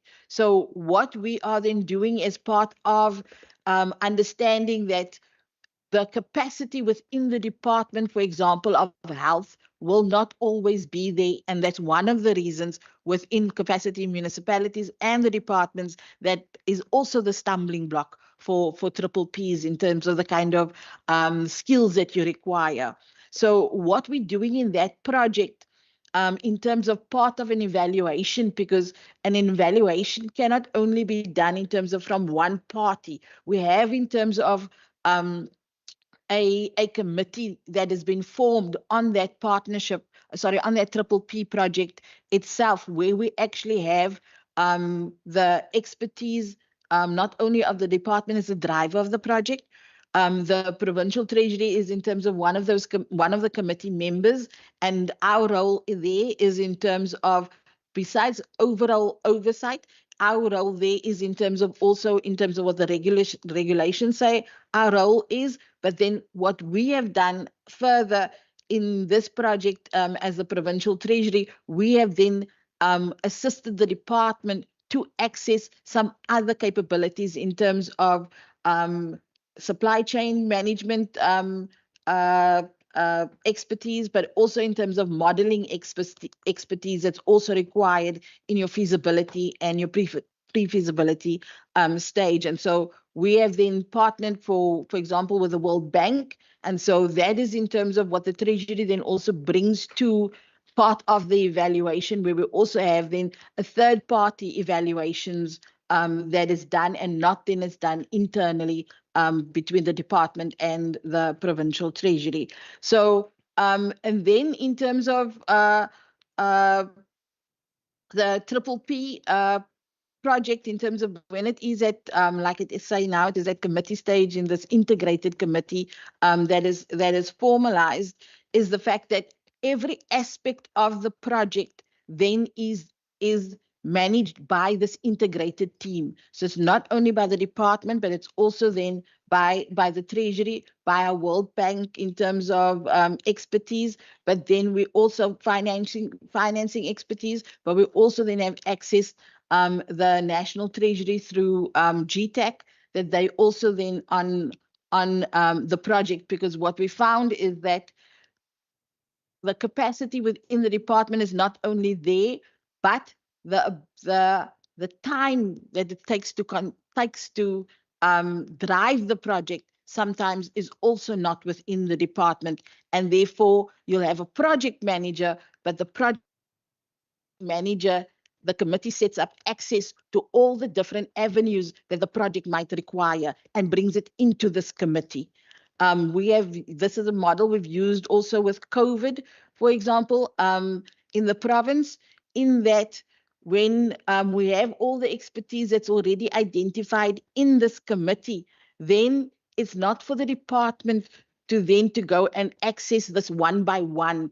It's already set up in the committee, and therefore proper timelines can be put together in terms of its overall oversight. So that, I think, is also to understand in the Western Cape, in terms of how we understand our different roles are, but how we then work in a partnership, that it is not then with the department alone, but in terms of, for us then, each of us, in terms of our expertise, to be able to access further beyond us, the expertise in the province. Thanks. Actually, with regards to Kondo's question, the fiscal futures model is a Western Cape model. It is based on Excel. So we've paid for the development of the model. And the relationship with the National Treasury model and the Western Cape model National Treasury model, it allows us, or the Western Cape model allows us to take out the guesswork that we do not have the full information that National Treasury share with us at all times. So we are in a better position to make choices in our budget process. As far as the data is concerned, with regards to the Mero and the Pero, the data from the Pero and the Mero is used specifically in the bottom-up approach, and that it informs whether it informs the expenditure levels of the departments and would ultimately determine whether there's a deficit or a surplus. For example, in the case of learner growth, if there's an increase in learner growth compared to a baseline or customized scenario. The data that are used are generally available from National Treasury. It includes Status A data, IMF data, etc., and from the provincial level, use the data, the administrative data from the departments, like the motor vehicle license fees, etc. So we have chosen specifically to go with an Excel model to keep it simple and easily to make it easy for us to update the model in future. And on an annual basis, we'd be required to update the models for the next budget cycle. Thank you.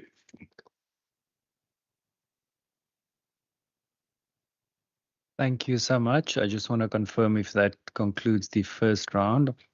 Jay, just one thing. I remember Palesa telling us that there was a different model that we could choose from, but the reason also that Excel works so well is because when you have different disciplines working on the same tool, you're really trying to make it as easy as possible for everyone to be able to work on, but also to create that continuity in the system for if someone new now starts working on the tool and want to pull data from it. Thank you. Yes, there are different sets of economic or econometric models that one might use. But however, the simpler, the better, and the easier for another person to understand. Also take into consideration when you're busy with analysis. Unfortunately, members said it's a technical information. When we are doing analysis or reports, that's when we try to reduce the findings to a simpler level where one can understand what we're talking about. It's just unfortunate that economics cannot be reduced to a lower level, but we do try to simplify what the data means to the stakeholders or the departments that we work with. So the Excel tool was the best way to go. Also, because you can also add things, even if we get the likes of example, NHI, we can also add that and see the impact of NHI once concluded, or we can add alternative revenue sources. One thing that I also would like to add is that the model cannot answer every social economic problem, but however, it opens rooms to see the gaps where we can be in talks with departments as well. Example, in health or education, we can see where we can best plan and where work needs to be done. Thank you. Thank you very much. The second round of questions, I would just like to afford the members of the Northwest Legislature the first opportunity. If we can start with the chairperson of the committee, if you would like to start the second round of questions. No, thank you very much, Chairperson. I think one has an appreciation for the futures modeling in respect of public policy development or informed decision making, as you put it. I want to just go to, I think it's the last presentation, active and registered projects. If we could perhaps have an indication of the values of these projects, perhaps just the last two, the total cost of the projects. We've already, yes, and the gentleman at the back is correct in terms of the new triple P regulations that have come into effect on the 1st of June. I want to just check in respect of those regulations, or not in respect of those regulations. How is the Treasury capacitating or supporting municipalities in terms of their MFMA processes. I think it would by and large stem from Section 120 of the MFMA. If I'm not mistaken. And what has your experiences been in terms of the realization of those processes in respect of public participation? Then I want to just establish the GTEC National Treasury process. Is that a single letter process where essentially you'll say, we have this project which we want to register and that is it?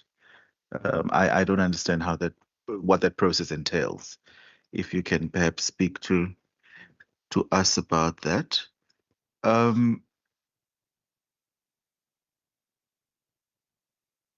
Chair, I'm just wondering at which point does the legislature get involved, if at all, in any of the triple P processes? Is this a matter of the government running on its own and just reporting through a budget or otherwise on the triple Ps that they would have agreed to implementing?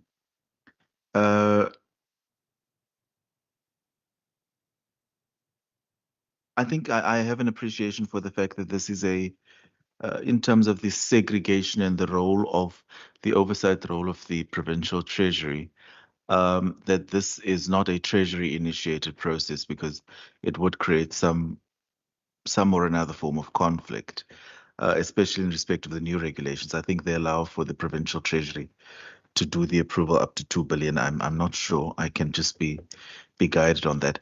But how does the provincial treasury see the provincial legislature playing an oversight role in terms of that? I would assume that a number of these projects would be what do you call this procurement form?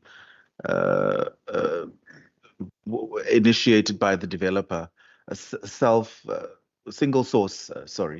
I suppose it would fall in that category because, or does the province go out on public request for proposals, or is this by and large single source generated where a developer would come and put forward a proposal in terms of what they would want to do? The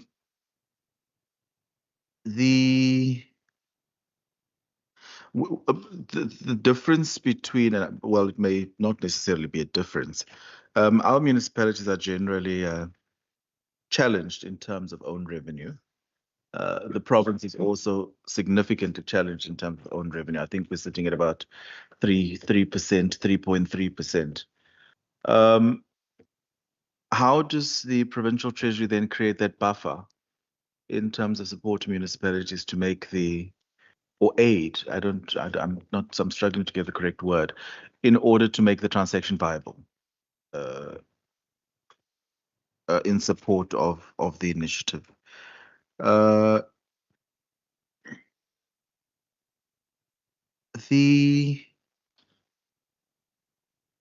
No, Chair, I think I'll stop there for now.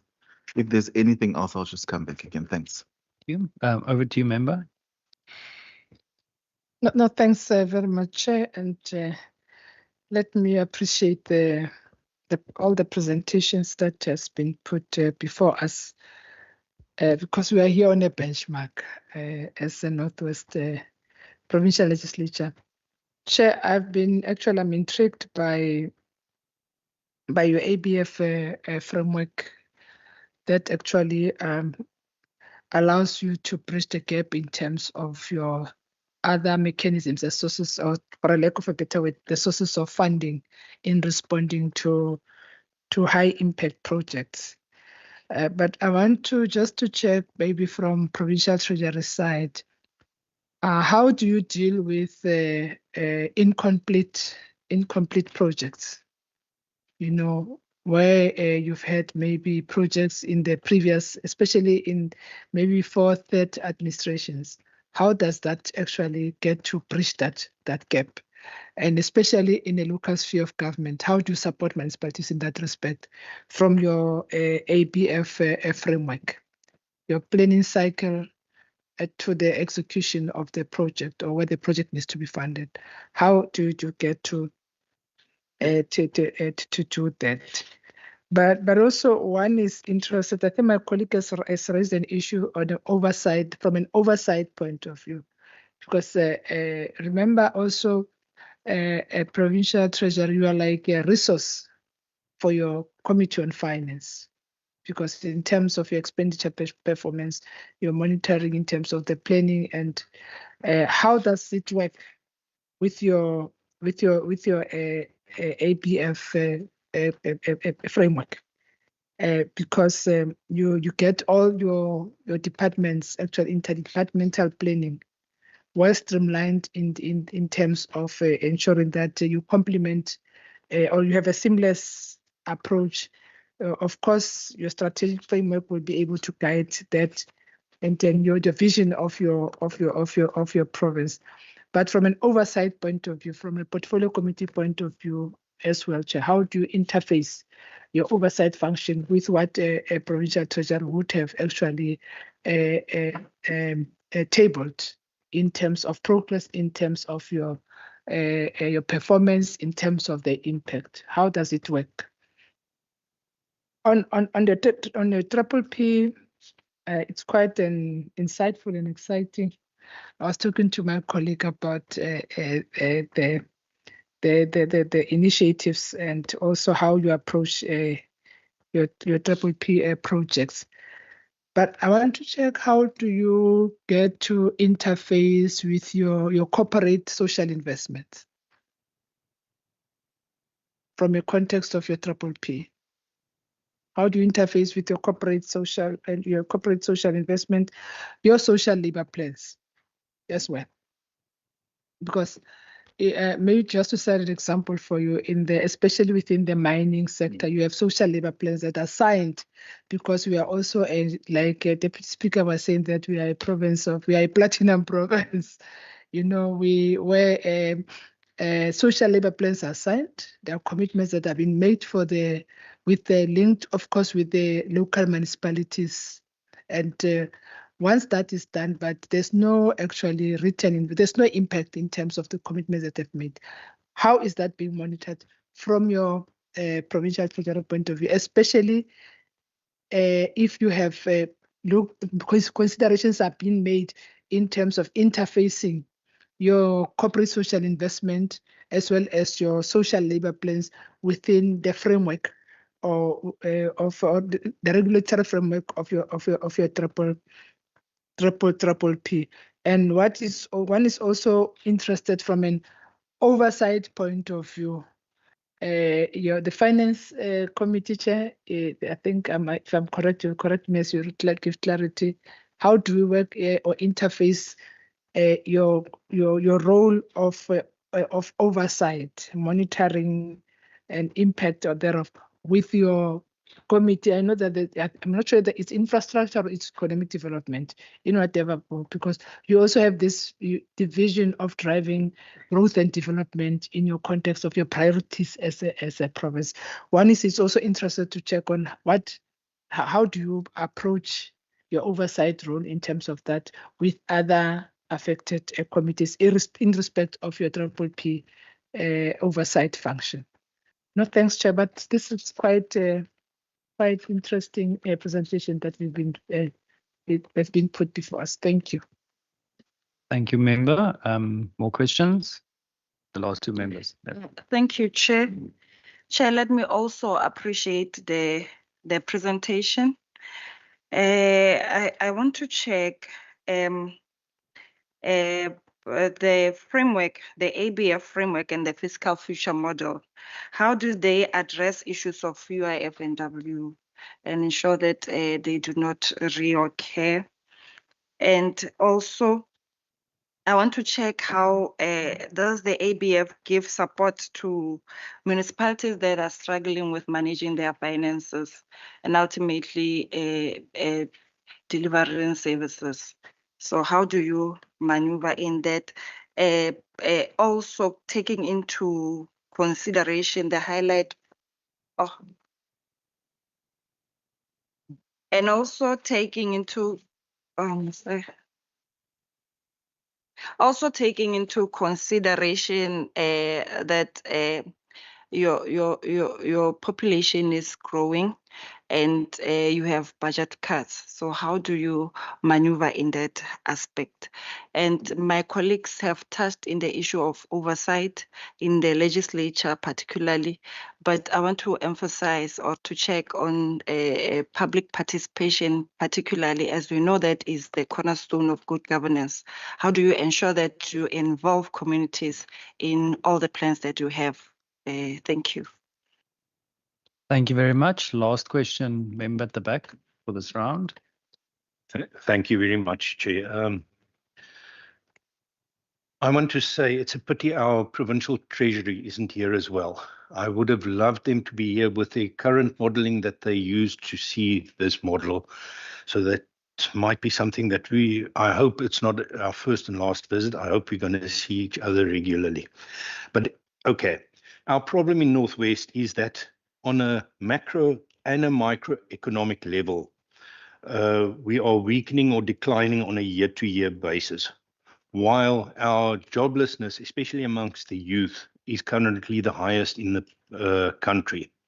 So in that real sense, with the disinvestment in industry we see on a mining as well as an industrialization basis, we've got serious problems in that. I can use an example of Anglo-American to back up what I've just said. Anglo-American disinvested in South Africa. Now they worked on a basis of triple Ps. Year one, they would invest. I'm not talking even about the planning that took place. The year they invested was year one, and they only got returns on investment in year 10. So any triple P is a long-term project. But Anglo-American left our shores. They went to Chile. And just to show a triple P that they did there, I actually visited the project. Because of climate change, there was not enough snow falling on the mountains of Santiago to actually give the city water during the summer months. Anglo solved the problem by going to the government and saying to them they will create a desalination plant plus a 200-kilometer long tunnel from Valparaiso to Santiago, through which the water would then be transported. 50% of the water is currently going to the Santiago municipality, 50% is going to the mining aspect, because obviously they also had a problem there. So I feel strongly that we are not using or utilizing our industries that we've got, and we are disengaging in a lot of times with the private sector. Now, our biggest thing at the moment is some of the problems we're staring in the face, going back to the macro and micro economy. We're not solving the non-payment culture that we've got in the country. So I would like to see where that factors into the FFM model, or if that is even an issue in the model. And the current focus of external funding is mainly from BRICS countries. But especially with a country like China, we've seen on an international basis, the newest is Hamburg Harbor in Germany, which was taken over by the Chinese because even the German government could not repay the debt of the financing that they did in the harbor. So how does one look at this? How do you deal with a constraint to suddenly you've got a foreign power taking over elements of your economy? Strongly said, we as a committee have 4 years left to put in place a model that leaves a positive legacy of methods to deal with issues on a non-partisan basis. And I want to stress the non-partisan basis. We need a strong basis to bring the economy forward. Now, my last question here is the idea of issues that led to the fiscal futures model. We didn't really see any issues that were identified or how they were solved through the FFM. But I would really like to see how transferable the FFM would be into our province. Thank you. Thank you, members. Let's deal with those 4 questions first, and then we will come back for follow-ups and new questions, because there was quite a few questions from all of the members. I think it makes it difficult to keep track of all of them. So, Minister and HOD, over to you and the team. Thank you, Chair. Chair, I'm just going to make some general remarks as I do need to run, but the team is very, very capable of dealing with all of the questions. I have all of the confidence in them. I actually want to start with the social impact and the corporate social responsibility items. So a lot of people are very much focused on infrastructure, and the reason the ABF framework is mostly focused on infrastructure, it is easier to repay. Because if you get projects that's going to pay for itself, then even if you had to back it, you kind of have a bit of peace of mind. It's going to pay for itself eventually. Or even when you take it over, when you repay your loan, it's going to pay for itself eventually. Social impact and social infrastructure is a little bit more complicated because you don't necessarily have the revenue connected to the project, and you don't necessarily have that ability to repay. However, there are some finance mechanisms available dealing with things like impact pooling, where investors, and particularly where equity investors, where they pool their funding to see a particular social impact. So not every bank and not every investor is going to have the same objective of wanting to work with you. Some investors will be interested in water, and some will be interested in energy, and some will be interested in, can you get more children to ECDs? Or some will be, can you reduce the food poverty, or can you reduce the Gini coefficient? So not every particular investor will be interested in the same thing. And that's why there's such a big range of options for different departments to look at to try and see how to pay your project with a particular finance mechanism. But maybe if the team wants to come in here later, just like how the impact pool funding works and how those particular social items work in the ABF. A good example of corporate social responsibility, and this is a little bit separate to how corporate social responsibility is written into contracts. I saw Isaac here a little bit early, but maybe Taryn can assist. Is he online? Okay. In terms of how it's incorporated into projects. But in terms of corporate social responsibility into the ABF, we kind of call it more like philanthropic and donor funding in the ABF framework. And our social development department last week, Friday, launched what we call the Cape Care Fund. Because what we realized is the funding for NGOs and NPOs are decreasing in our country. So you have to do more with less money. So now what we did is we helped the social development department create a finance mechanism where they can pool funding from the private sector in order to assist the registered and verified NGOs and NPOs that work with them on particular projects in the department.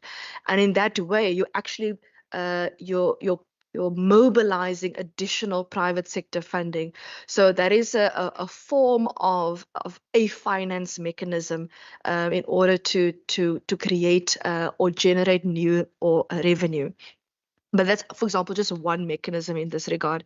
Would love the team to go a little bit more. I know there was a previous social impact bond dealing with ECDs in social development previously, where we can expand on. And this particular example was also written into our framework as an example. In terms of how do we capacitate and support municipalities, I'm just going to give a general overview and then I'll ask the team to come in with more of the specifics.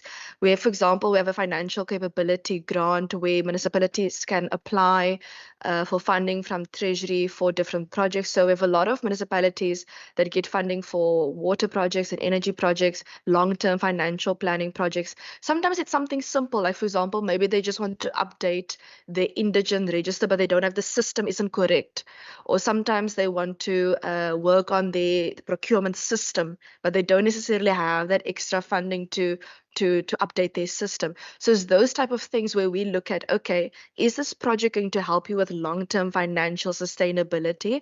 And if so, then you qualify for that particular grant with the Treasury. And some of them are, for example, a municipality wanting to do a feasibility study, but they simply don't have maybe that extra 1 million or that extra 500,000 rand in order to put that project on the table. So it's really to be a mechanism to assist. In the ABF framework, we also do make provision for if municipalities want to work with the province. And what we've asked of municipalities is we can't have 30 municipalities with 5 different requests all emailing the provincial treasury. So what we did is we said, okay, can we please coordinate any request to work with the treasury through local government? Because the Minister of Local Government and the Provincial Treasury, we work very close with one another on municipal finances. And I'll ask the team just to come in terms of the different support and capacity that we afford municipalities in this regard as well. But then the Provincial Loans Committee, we have a provincial one, and you also have your municipal loans committee specifically. But on the provincial one, the 3 EA executive authorities that sit on that particular committee is myself, it's Premier, and is Minister of Local Government, and then I chair the provincial loans committee specifically. And it's tailored around the similar way National Loans Committee kind of is tailored around. We tried our best to kind of model it similarly. And it's so important actually for your Minister of Local Government to be part of that, because as the AG always call us like the coordinating ministry, so that we can make sure that how do we bring some of the work that we're doing with municipalities into the process. And I think that is a part of our work of trying to make sure that we don't both do the same thing, but how can we complement one another in terms of province and municipalities, because we're all actually working towards the same goal. We want the economy to grow. We want to create jobs. So let us not compete with one another. Let us work with one another in terms of how do we get there. I know MEC Mosinohe has really wonderful ideas. I'm not going to speak about them here today, but maybe chat to her about them, because I'm not sure whether they've gone from concept to fruition yet. So I wouldn't want to speak on her behalf right now, but I have shared the ABF framework with her before. And she has also asked National Treasury, I know, to say that when we have this fiscal policy workshop, we need to put these revenue generation and revenue enhancement conversations on the table to say, how do we as provinces come together and figure out better ways and better solutions on achieving things? In terms of legislature involved, I'm not going to speak on behalf of the legislature, but I'll maybe mention some of the things that we table in the legislature. So in terms of reporting, we report all of our respective financial and non-financial information to what we call the Budget Committee. I know some provinces might call it the Appropriations Committee. So we table all financial and non-financial, including infrastructure matters, before the Budget Committee. And every quarter, I think it's like a 300-page document of some sort that we actually table every quarter before a Budget Committee, and it includes where all the finances are per quarter, where the different delivery targets are, how far things are going, and that gets interrogated in that regard. And this report I also table before Cabinet before it comes to a Budget Committee as well, because it mustn't just be the committee does its oversight over us and the different departments, but also I must go to Cabinet. I must say to my colleagues, actually, this part in the report, let's have a look at it. Maybe we need to do something to improve the speed. This part of the report, maybe, is there a reason why maybe this expenditure is not going as quickly? Can you maybe explain? It's those type of questions that you really try to then interrogate by getting all of this information together. We also publish the overview of the infrastructure book every year with our budget in the provincial parliament, and that includes a section on triple Ps and how the triple Ps are going, the stages that they're in. Every single infrastructure project in the province gets tabled with the budget, the stage it's in, where in the finances it is in, where in the area in the province it is in. And maybe, Chair, it might be helpful just to, from the committee side, just to forward some of that documentation to our colleagues in Northwest in this regard as well. In terms of procurement processes, Isaac is online. Yes, okay, Isaac can speak to the procurement processes and how those work. Project implementations specifically. So one of the things that I'm really happy about is that we're able to speak to Finance and Infrastructure Committee at the same time, because we can only show you what we see from the oversight of the finances side and how we monitor the respective projects or off balance and on balance sheets going forward. But your respective vote, whether it is health or whether it is education or whether it's infrastructure, that vote needs to be able to account for the actual project that it's doing, because it's their project, and they're doing it on behalf of the province. And as the provincial treasury, we always try to say we're an enabling partner to help you get there.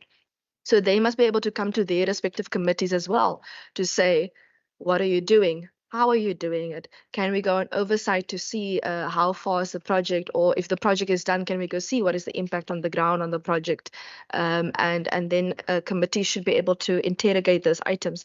Of course, this can be done in budget committee, but it is often done at a more high level trends across departments, whereas in your different committee votes, you have more opportunity of drilling into detail of a particular department and particular projects particularly. Unauthorized, yes, HOD, that falls more under accounting and governance, but we can cover that as well.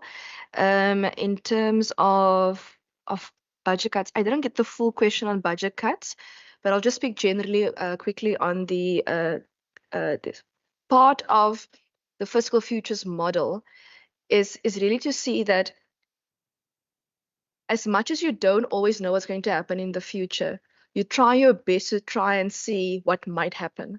And if you can see, when I look at the fiscal futures based on the national budget 3.0 growth, based on our calculations of growth, and based on what I've now seen from the World Bank, I can already see fiscal consolidation coming. Now, it's not being said, no one is saying fiscal consolidation is coming. But based on these figures, I think 2026 is going to be a very difficult year for our country in terms of just revenue. Because what the current trend is telling us is, do we have money? It's that simple. Do you have money in the bank? And that fiscal futures model that we have is able now to show, okay, what is the gap that we might be facing? What do we need to prepare for? Is it a 2 billion rand gap? Is it a 1 billion rand gap? Is it a 5 billion rand gap that we might be facing? And if so, what is our response? Because we also can't 100% rely that money will flow to the provinces. So part of that response then is the alternative and blended financing framework, where we say, okay, it is a response to the possibility that we might not grow in terms of our revenue in the future. And that's also where that revenue management comes in. Can we enhance our revenue? Do we need to generate revenue, or do we need to partner in order to find new sources of funding? Public participation, I'll just ask the team to also speak more on our relationship with DLG and public participation with not only the triple Ps, but also with the municipalities. Let me just have a look here, sorry. In terms of the external funding, so you can't say necessarily beforehand like who you will get the funding from. So as we engage the different stakeholders, you try to understand, are our goals aligned? Is our vision aligned? Do we want the same things? Because just because funding is available doesn't necessarily mean the particular investor is going to want what you want. So it's almost like dating. You're not going to get married on the first date. Or at least I hope you don't get married on the first date. And it's a little bit like that where you kind of have to get to know a particular investor, particular bank, and you need to get to know everyone to try and understand. That's really how procurement actually really works, is you're getting to know everyone in the market and to try and see, do our values align, do the things we want align. But also that's once you've decided, I would like to work with you, Linda. Once we say, okay, we're going to work with one another, that's where transaction management comes in. So I do think that when it comes to contracts and what is in a contract, that is where the due diligence becomes so important in making sure are we in agreement with what we're putting on paper and what we are both signing. And that's where that transaction management, contract management, the project structure, due diligence comes in. And due diligence is so important, because due diligence is just a fancy way of saying that we're telling each other who we are. We are showing each other our balance sheets. We are showing, can we repay it? We are showing that we have reporting and monitoring systems in place in order to make sure the project goes from start to finish. That's really what due diligence is in this regard. But on the MFMA, I know the MFMA team in its totality is not here with us today. But between Isaac and Taryn and in terms of Triple P's, also Annalise and Zia, we have some people here that can assist us on our engagement with the municipalities as well. But Chair, if I may be excused and rush to Gauteng, ironically enough, for another alternative and blended financing matter, so that, hopefully we can continue growing the economy and creating jobs. Thank you, Minister, and thank you for joining us today. Travel safe. And just in terms of to the team for the rest of the answers, we only have about 25 minutes left. So if we can just keep the answers as brief as possible, because I would love to afford the members a quick follow-up round as well. And then the rest of the information we can ask that you submit the requests for information in writing by, let's say, Tuesday next week, and we will provide you with written answers if you have more follow-ups. But over to you, HOD and the team, and thank you, Minister.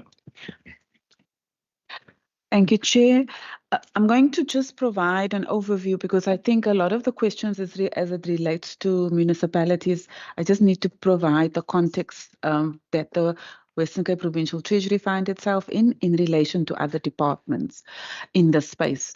So we have a memorandum of understanding between ourselves, our Department of Local Government, as well as our Department of Environmental Affairs and Development Planning. And between the three departments, we deal with infrastructure as a whole, where the Provincial Treasury would provide the support in terms of the supply chain aspects of it. Environmental Affairs will come in with the planning, and the Department of Local Government will deal with aspects of planning, but also in terms of technical support. So it's between the three. So it's difficult to respond to the question in relation to what the Treasury is doing because it's a collective effort. But from a PT perspective, I'm going to, Isaac is online. I think we can provide the detail just in terms of the supply, the support, the broader strategy and the support to local government, because in our instance where when we talk about supply chain for municipalities, it is infrastructure from where we're coming. So it's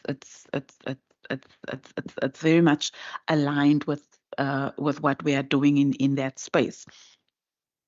And then maybe just also and then the other part, I think the Minister touched on it, is the capacity building from our side. So we do.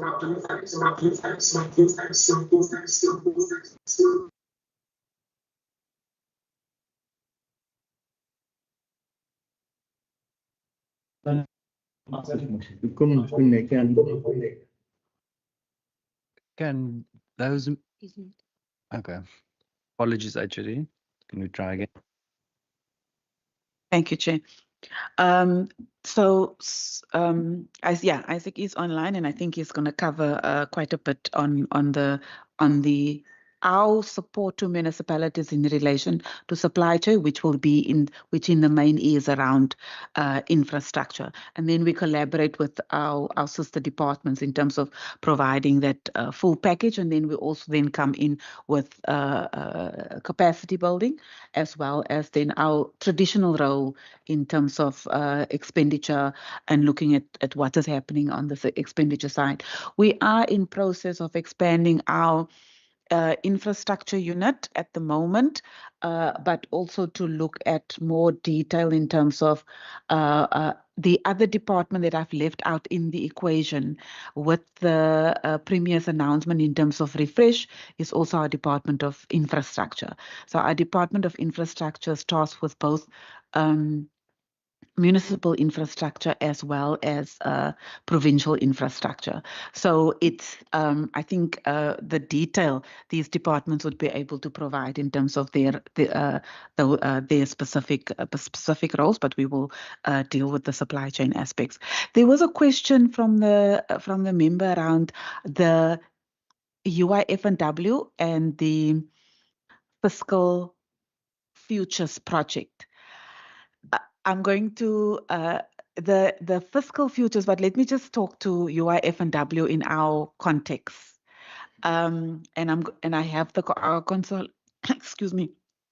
consolidated financial statement here, and I think then the member can maybe understand why. Let me say it's not currently a factor within the fiscal futures model that we are running.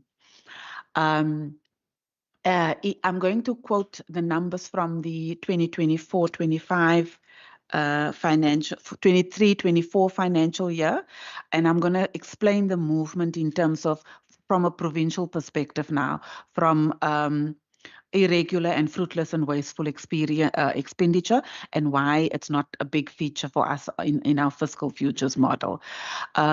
Because in terms of a budget of last year we had around 85 billion. So, but in terms of 22-23 financial year, our irregular expenditure for the entire province was 67 million rand against a budget of 80 odd billion. I don't have the exact number. And our fruitless and wasteful expenditure was 194,000. Then, in terms of the 23-24 financial year, our irregular expenditure amounted to 24.3 million, and our fruitless and wasteful expenditure was 47,000. This is the consolidated financial statement for the year ending 31st March 2024. So it's minute in relation to, and therefore it would not be something, if touch wood, and everything that we do in order to manage it. So if there is a need in future, I think we can look at it, but right now it's not something that has been factored into that model. And then the other, we don't have unauthorized expenditure in the province. So I've only mentioned fruitless, wasteful, and irregular. Then there was something. I think maybe to be quick, let me, because I've dealt with the Isaac. If you can maybe come on through, you Chair. He is online on the infrastructure as it relates to and what we're doing within the supply chain, especially in relation to the MFMA on the municipality side. Thank you, Chair. And then Malcolm and Taryn will deal with ABF and project. And I don't know if there is anything that I've missed from the infrastructure side, Annalise. Isaac?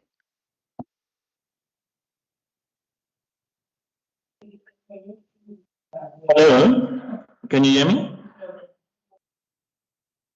Loud and clear. Loud and clear. Yeah, so just from the irregular expenditure perspective, as far as departments are concerned, that amount is relatively small. Last year it was about 24 million. It's just on the municipal side, which is much bigger. So that is in the vicinity of 1 billion. It is relatively small compared to the national figure. I think the national figure is nearly 900 billion. But that doesn't include any of the triple P projects. It's mostly on supply chain, but it's also due to some contracts that has not been honored. But from a provincial treasury perspective, we do have a plan for all the departments as well as municipalities. We do call it support plans, and we on a continuous basis engage with our institutions. As far as supply chain management overall is concerned, we have dedicated programs for both departments and municipalities, and within municipalities, the bulk of supply chain is on infrastructure. We also currently busy implementing the National Treasury Strategic Framework as far as infrastructure is concerned. And then I've also, of course, the IDMS process, which we've implemented in departments, is starting to implement that also within a municipal environment. Of course, this is one of the areas that it's prone for irregular actions, and from a provincial treasury perspective, we have sessions with the districts and also with the municipalities, and of course we do have a help desk, and we do have supply chain groups both on departmental and on a municipal side to make sure that we do assist municipalities and departments to ensure that we adhere to all the legal requirements. Thank you very much.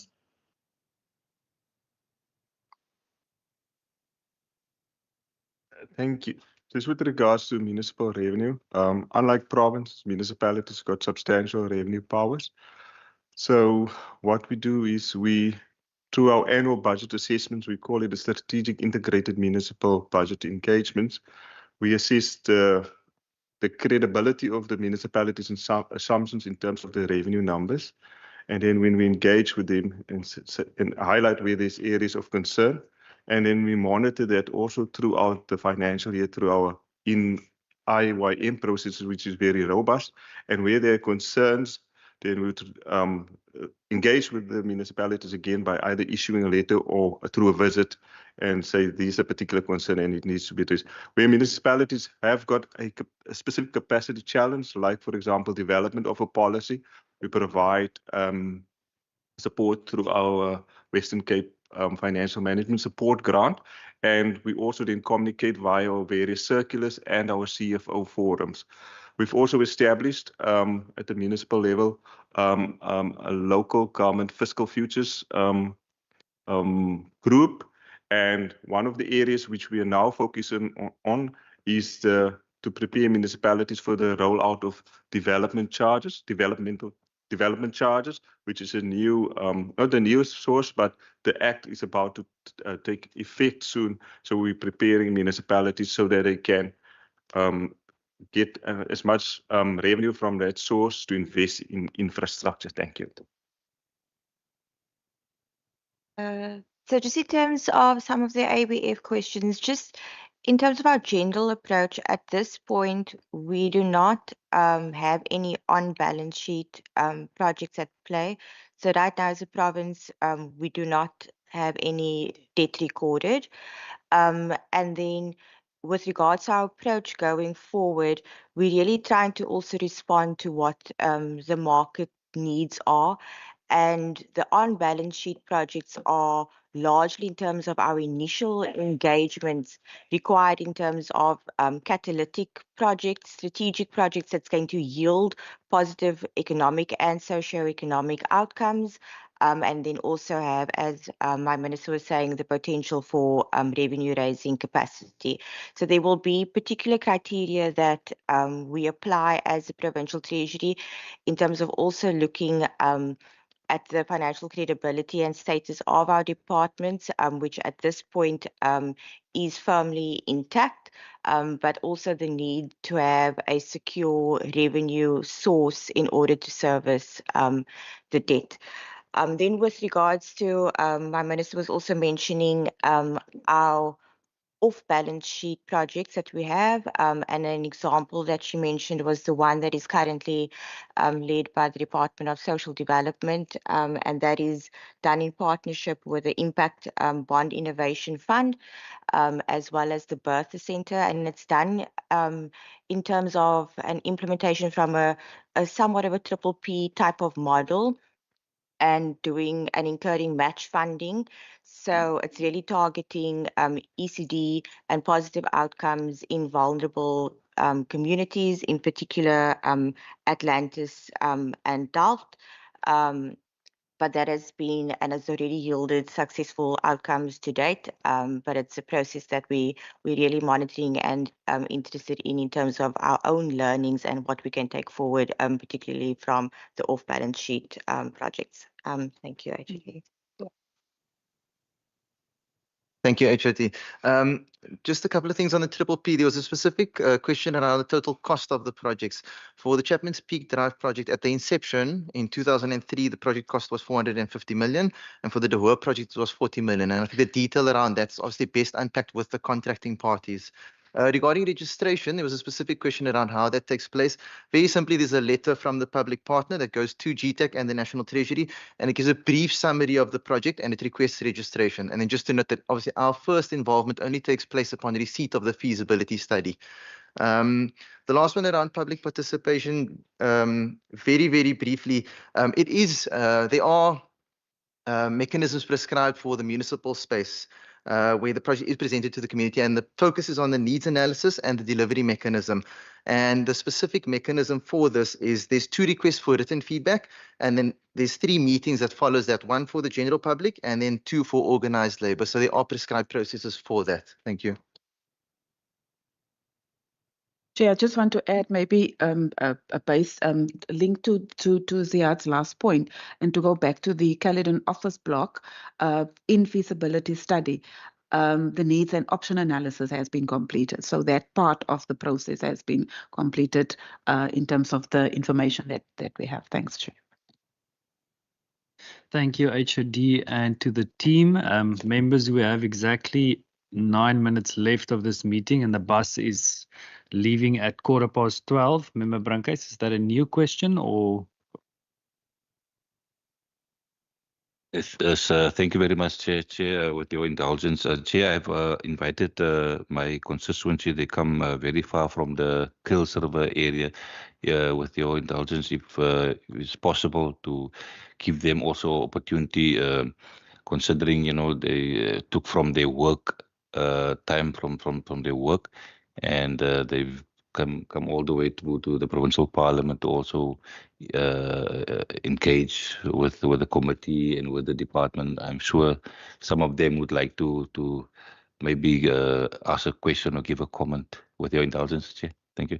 Thank you so much, Member Brankhuis, and my apologies for not acknowledging you earlier, Member Brankhuis. Please, in future, just remind me earlier in the meeting. But if there are any questions or comments from you, you are most welcome to make them. Anyone at the? Just want to forward the members of the public at the back first. But you are most welcome, and please join us at any of our standing committees. Thank you. Member Nkondlo. Chair, I'm not sure what's going to be your conclusion given the time pressures. And I would like to make the plea to you and the committee coordinator that whilst we appreciate, because this is a planning challenge now, because we have been waiting for this presentation, and the reality is that when we have this presentation, it will always be skewed to the presenters to give more time to explain. So now we're sitting with questions. We're still unable to conclude that, and we've got other obligations. So I'm really appealing to you. It's either we have another session to bring the department back, and quite soon, because we really need to understand better some of the issues. Yes, we can send the questions to you for the answers, but I think the engagement is always helpful. So can I just plead for that so that we can meet the other obligation of going to the visit? Still, thank you. Thank you, Member Nkondlo. We will definitely add that to our resolutions and actions. I would now like to afford the HOD and the chairperson of the Standing Committee on Premier and Finance from the Northwest the opportunity for concluding remarks. HOD, if you would like to. Thank you, Chair. Just from our side, thank you for the opportunity. A lot of the times we do work and we do technical work, and it's good that we engage, because it also gives us a sense of how others outside of the Treasury will look at what we're doing and the type of issues that's uppermost in the mind. So it's appreciated, the questions, and maybe just a plea that when we do come back, if that is a resolution, that perhaps if we also get a sense of what exactly, then we can prepare better in terms of the engagements to come. Thanks, Chair. Thank you, HOD. Chairperson, if you would like to use the opportunity for concluding remarks. No, thank you very much, Chair. I think one has to express our gratitude to the legislature, the committee, the minister, you would call them ministers, yeah. The minister, the head of the department, minister in absentia, the head of the department. We really want to express our gratitude. I think